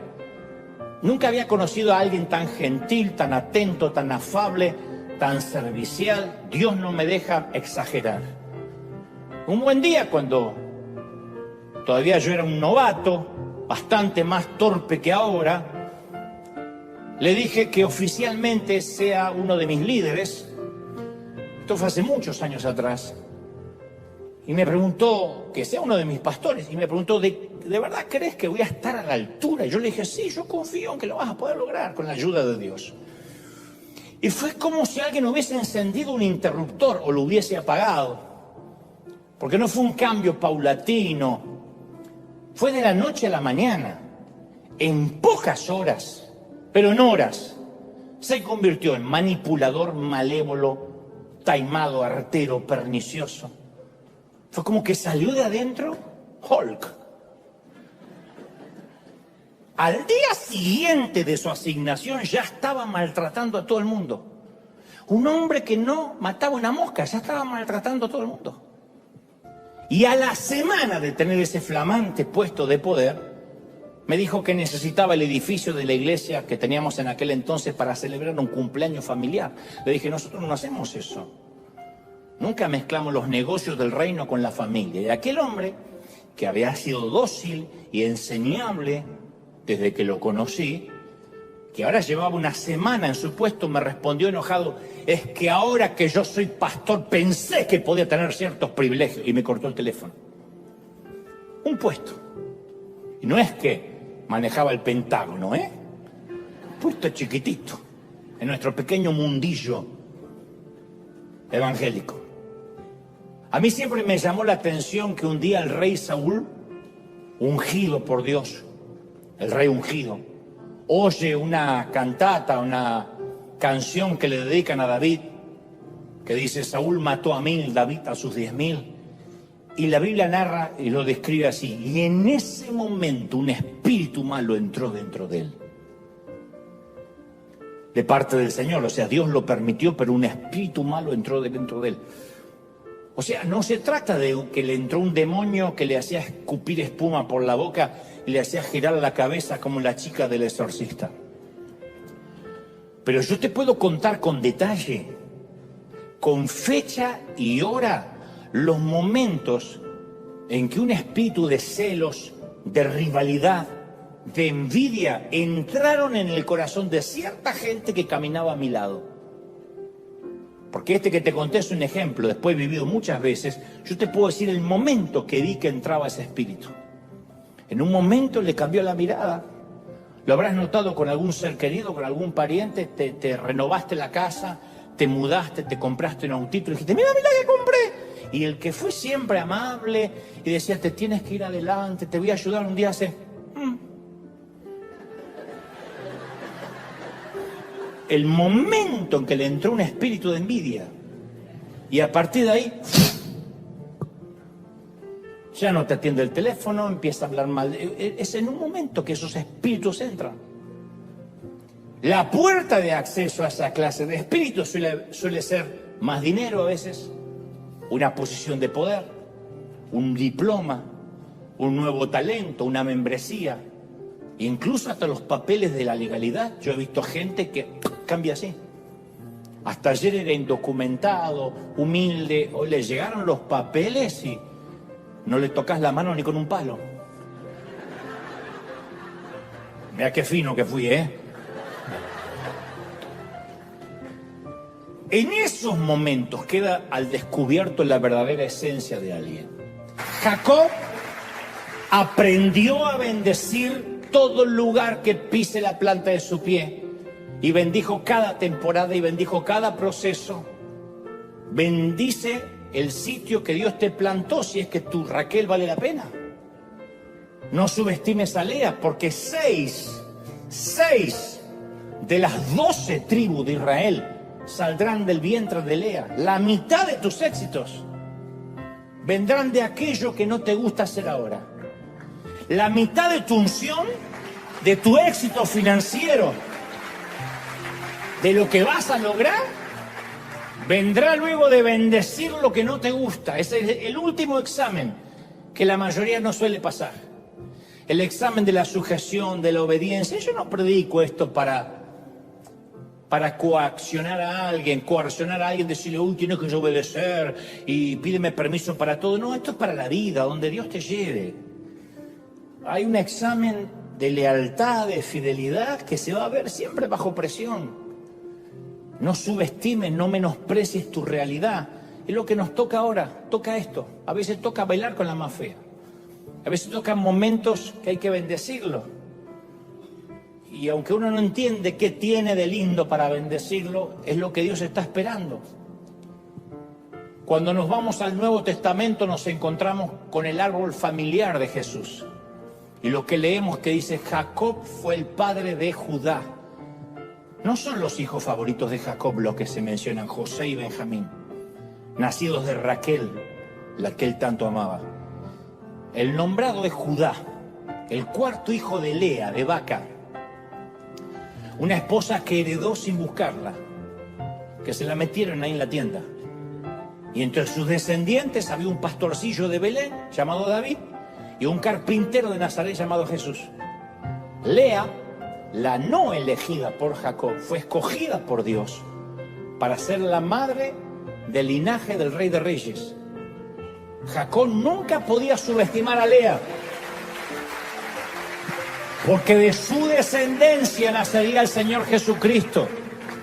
Lea sería la tatarabuela de Jesús. Entonces nunca sabes lo que se está gestando tras el proceso. Nunca. Uno cree que cuando algo lindo se está gestando, el proceso también es lindo. No. Las mujeres que han quedado embarazadas saben, no solo las que han tenido embarazos difíciles. Cualquier mujer que se precie como tal sabe que un embarazo no es lindo, 9 meses de andar por alfombra roja. No es así. Se hinchan los pies, retienen líquidos, en los últimos meses no pueden dormir de cualquier manera, tienen que ponerse una almohada, la incomodidad es absoluta, presiona sobre la vejiga. Por eso los hombres no podemos ni resistir que nos quiten una muela. Pero vale la pena. Mi mamá decía, el parto es el único dolor que uno se olvida. Porque no hay una mujer que cuando esté pariendo con epidural o sin epidural diga, ay, me gustarían 8 más. Ninguna. La mayoría piensa, primera y última vez, debut y despedida. A los 2 años, ay, tenemos otra. Yo tuve piedras una vez en los riñones, que dicen que es el dolor más parecido que un hombre puede sentir al dolor de parto. Porque las piedras tienen que pasar por los riñones, por la uretra. Y nunca dije, ¡ay, qué ganas de tener piedras otra vez! ¡Nunca! Pero si Raquel, si el destino vale la pena, el proceso también. La gracia de Dios nunca se rinde. Dios se valió de este lío polígamo para procesar a Jacob. Dios le había hecho una promesa y Él nunca rompe sus promesas. Y para cumplir esa promesa nos va a meter en el crisol, nos va a meter a sacudirnos para que quede el grano y toda la paja se vaya. Eso va a pasar. Porque después de todo es bueno bailar con Lea. Cuando alguien te rechazó, cuando sentiste aquella soledad como un castigo de Dios, y después descubriste que te enamoraste de verdad, o Dios te enseñó a vivir sola o solo, te das cuenta que fue la gracia de Dios que te protegió de algo peor.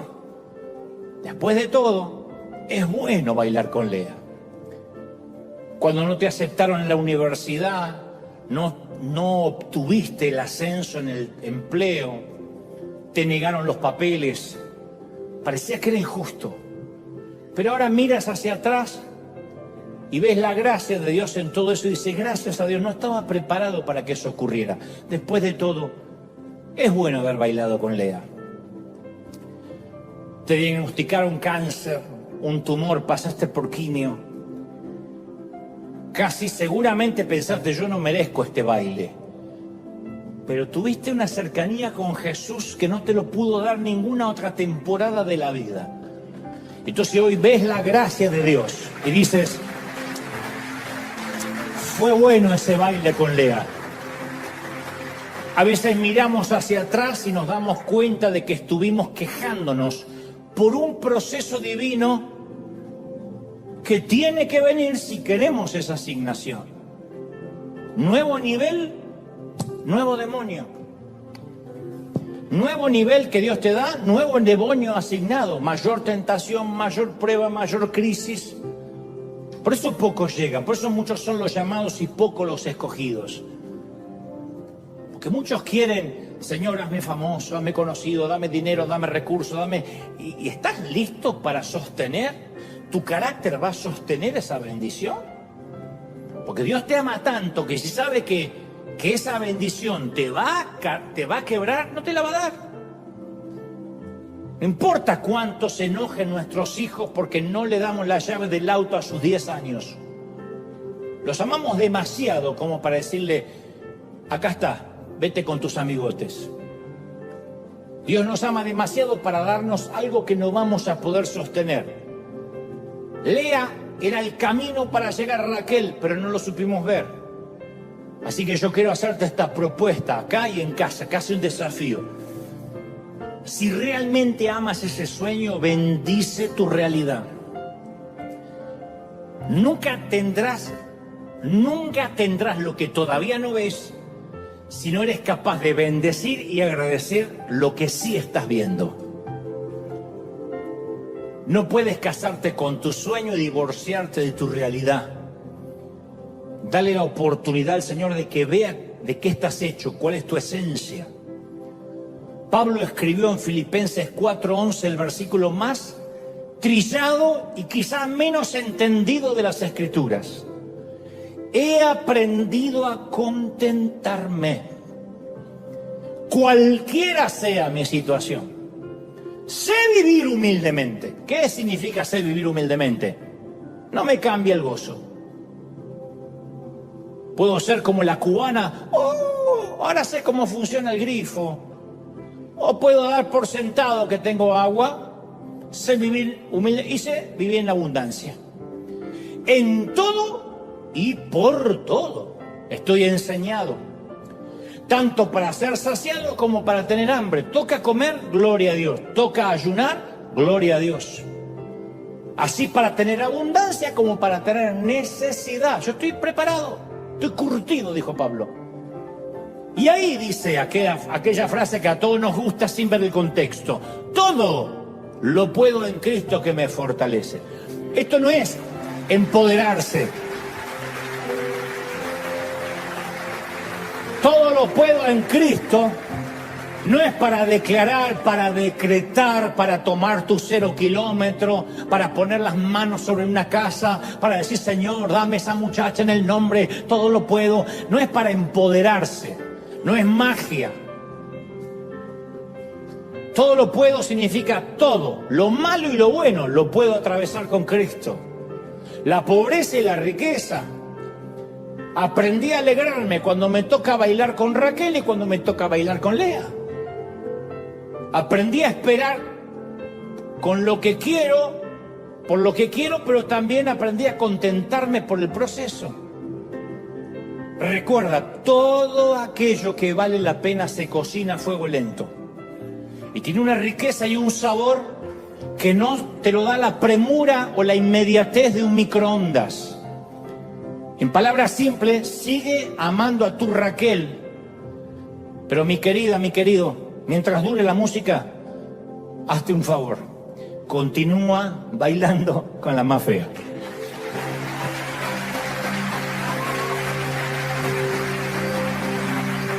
Cuando uno sabe que papá puede estar o puede no estar, hablo de la paternidad espiritual en cualquier parte del mundo. Yo pensé, bueno, capaz que tenga razón mi pastor, pero yo sé que me va a ir bien. Y cuando pasaban los meses y la congregación no crecía, literalmente yo me sentía bailando con la más fea. Digo, ¿qué cuerno hago acá? Y como si fuese poco, apenas comenzamos a crecer, los anglos deciden vender el campus y dejarnos en la calle. La Catedral de Cristal naufragó, la iglesia hispana quedó a la vera del océano con un pequeño bote. Parecíamos los sobrevivientes del Titanic. ¡Jack! Y aún tengo una gran cantidad de preguntas sin responder respecto a aquella temporada. Pero de aquella experiencia yo salí con una nueva convicción. Si no aprendemos a bendecir nuestra realidad, nunca Dios permitirá que nos casemos con nuestros sueños. Yo creo en la planificación. No planificar es fracasar. Pero algunas veces nuestros planes tienen que fracasar para que triunfen los planes de Dios, porque los caminos son diferentes a los nuestros. Son más altos que los nuestros. ¿Están conmigo, sí o no? Si no hubiésemos bailado con la más fea durante 6 años, 3 en la catedral en quiebra, otros 3 dando vueltas por los hoteles sin edificio propio, hoy no existiría River. nunca hubiésemos podido enviar casi 43 millones de dólares al resto del mundo, además de bendecir al planeta con los mensajes.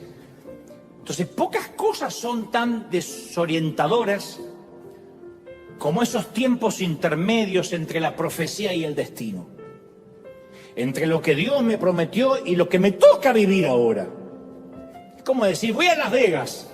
Los que sabemos que vivimos acá, hay 4 o 5 horas hasta Las Vegas en automóvil, a una velocidad promedio. Las Vegas puede ser bonito de noche, la iluminación, pero el camino a Las Vegas,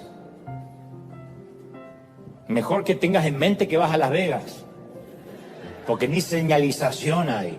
De acá, no sé cómo será para ir de otras partes del país, pero de acá es un camino interminable donde en un momento es solo hay montañas y montañas, montañas y montañas. Bueno, eso es la vida a veces. Uno no puede maldecir el viaje esperando ser transportado inmediatamente al destino.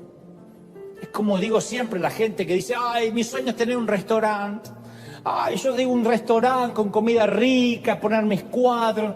¿Cree que el restaurante es la parte de afuera, que él ve como comensal? El restaurante es lo de adentro, la cocina que nunca entraste, ese caos, ese infierno.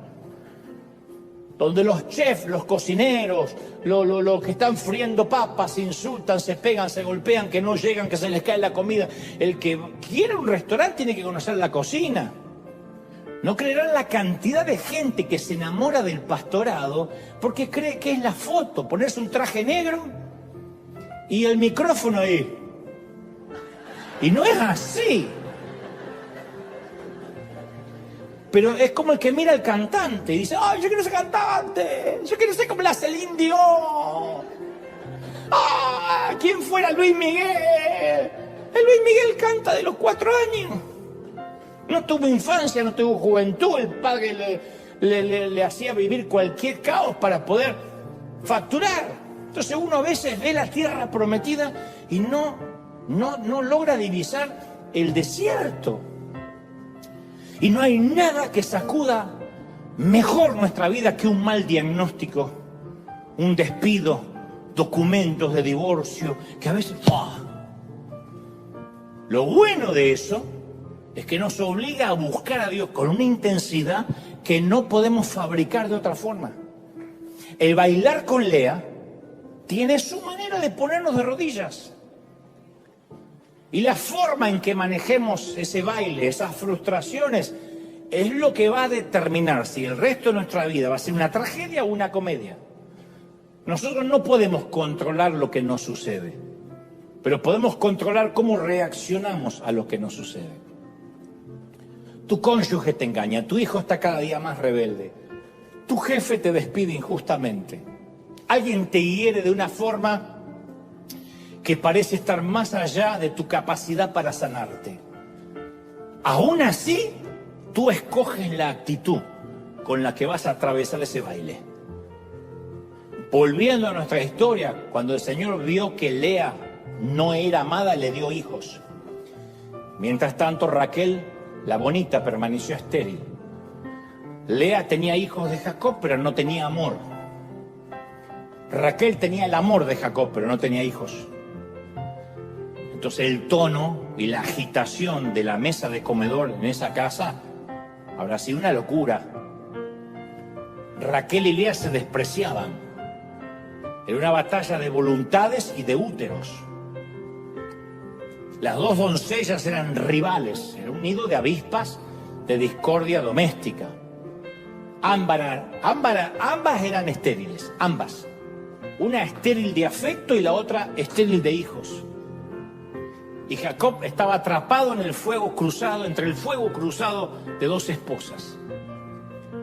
Una vez que Jacob aceptó que debía amar a Lea y tuvo hijos con ella, el vientre de Raquel se hizo fértil.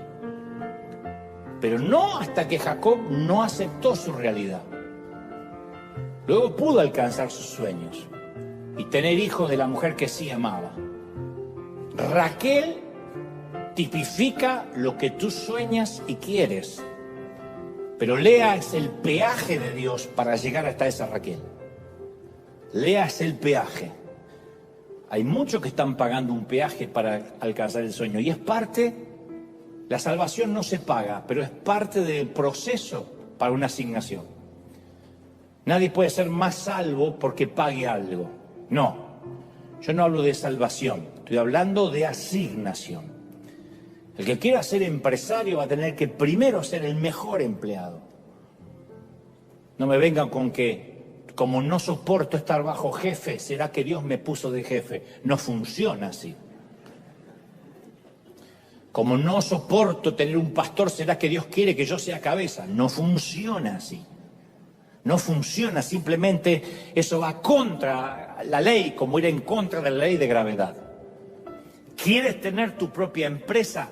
Bendice el trabajo que tienes con agradecimiento, aunque se trate de limpiar mugre ajena en una casa que no es la tuya. Pues tú, mientras que maldigas tu realidad, Dios no va a permitir que te cases con tu sueño. Así funciona. Ese es el corazón agradecido. ¿Quieres que Dios te use y ser un canal de bendición? Bueno, rinde tu propia agenda y sirve bajo alguien más. Y a veces servir bajo alguien más va a ser no coincidir, porque los evangélicos entendemos mal la palabra lealtad.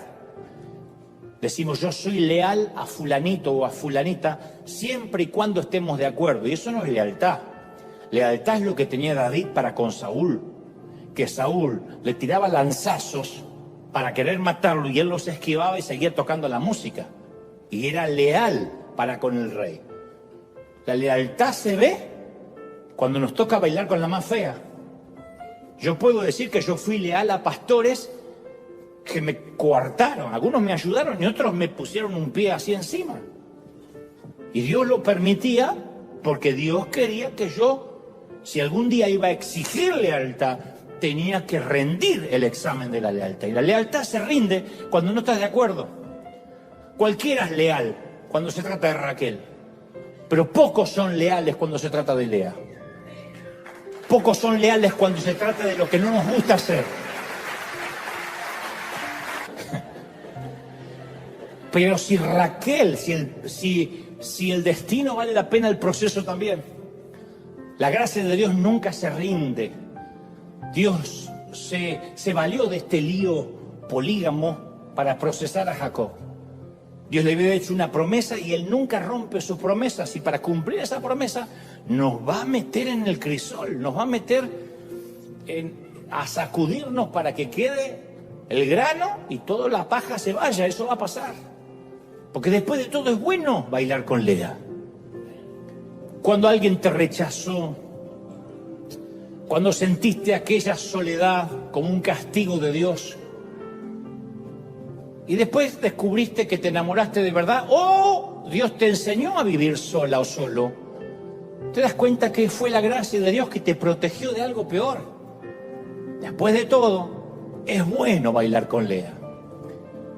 Cuando no te aceptaron en la universidad, no obtuviste el ascenso en el empleo, te negaron los papeles, parecía que era injusto. Pero ahora miras hacia atrás y ves la gracia de Dios en todo eso y dices, gracias a Dios, no estaba preparado para que eso ocurriera. Después de todo, es bueno haber bailado con Lea. Te diagnosticaron cáncer, un tumor, pasaste por quimio.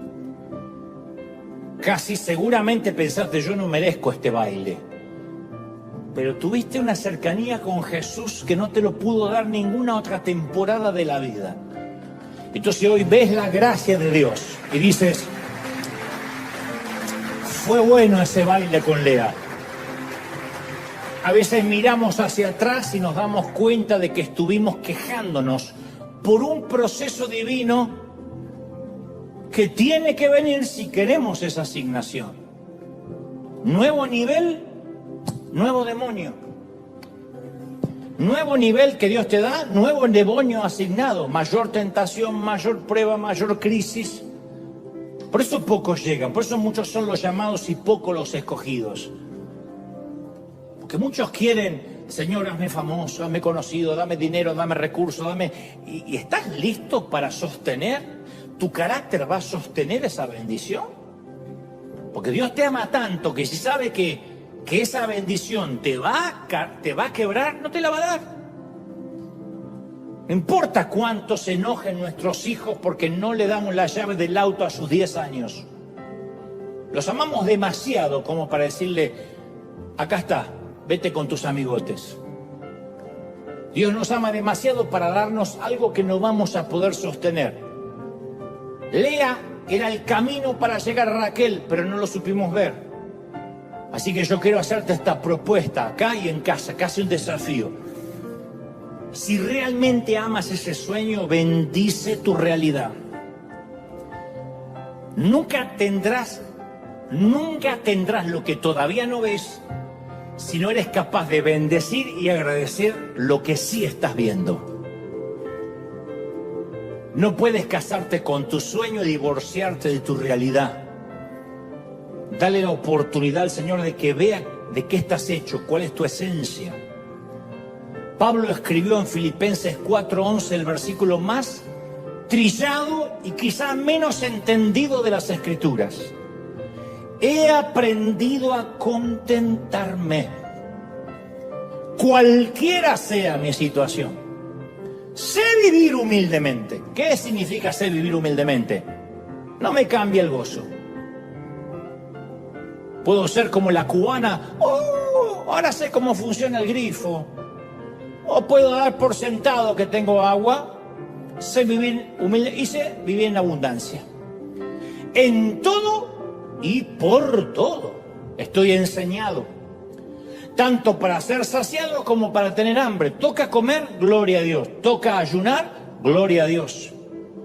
Así para tener abundancia como para tener necesidad. Yo estoy preparado, estoy curtido, dijo Pablo. Y ahí dice aquella frase que a todos nos gusta sin ver el contexto. Todo lo puedo en Cristo que me fortalece. Esto no es empoderarse. Todo lo puedo en Cristo no es para declarar, para decretar, para tomar tu 0 kilómetro, para poner las manos sobre una casa, para decir, Señor, dame esa muchacha en el nombre, todo lo puedo. No es para empoderarse, no es magia. Todo lo puedo significa todo, lo malo y lo bueno lo puedo atravesar con Cristo. La pobreza y la riqueza. Aprendí a alegrarme cuando me toca bailar con Raquel y cuando me toca bailar con Lea. Aprendí a esperar con lo que quiero, por lo que quiero, pero también aprendí a contentarme por el proceso. Recuerda, todo aquello que vale la pena se cocina a fuego lento. Y tiene una riqueza y un sabor que no te lo da la premura o la inmediatez de un microondas. En palabras simples, sigue amando a tu Raquel. Pero mi querida, mi querido, mientras dure la música, hazte un favor. Continúa bailando con la más fea.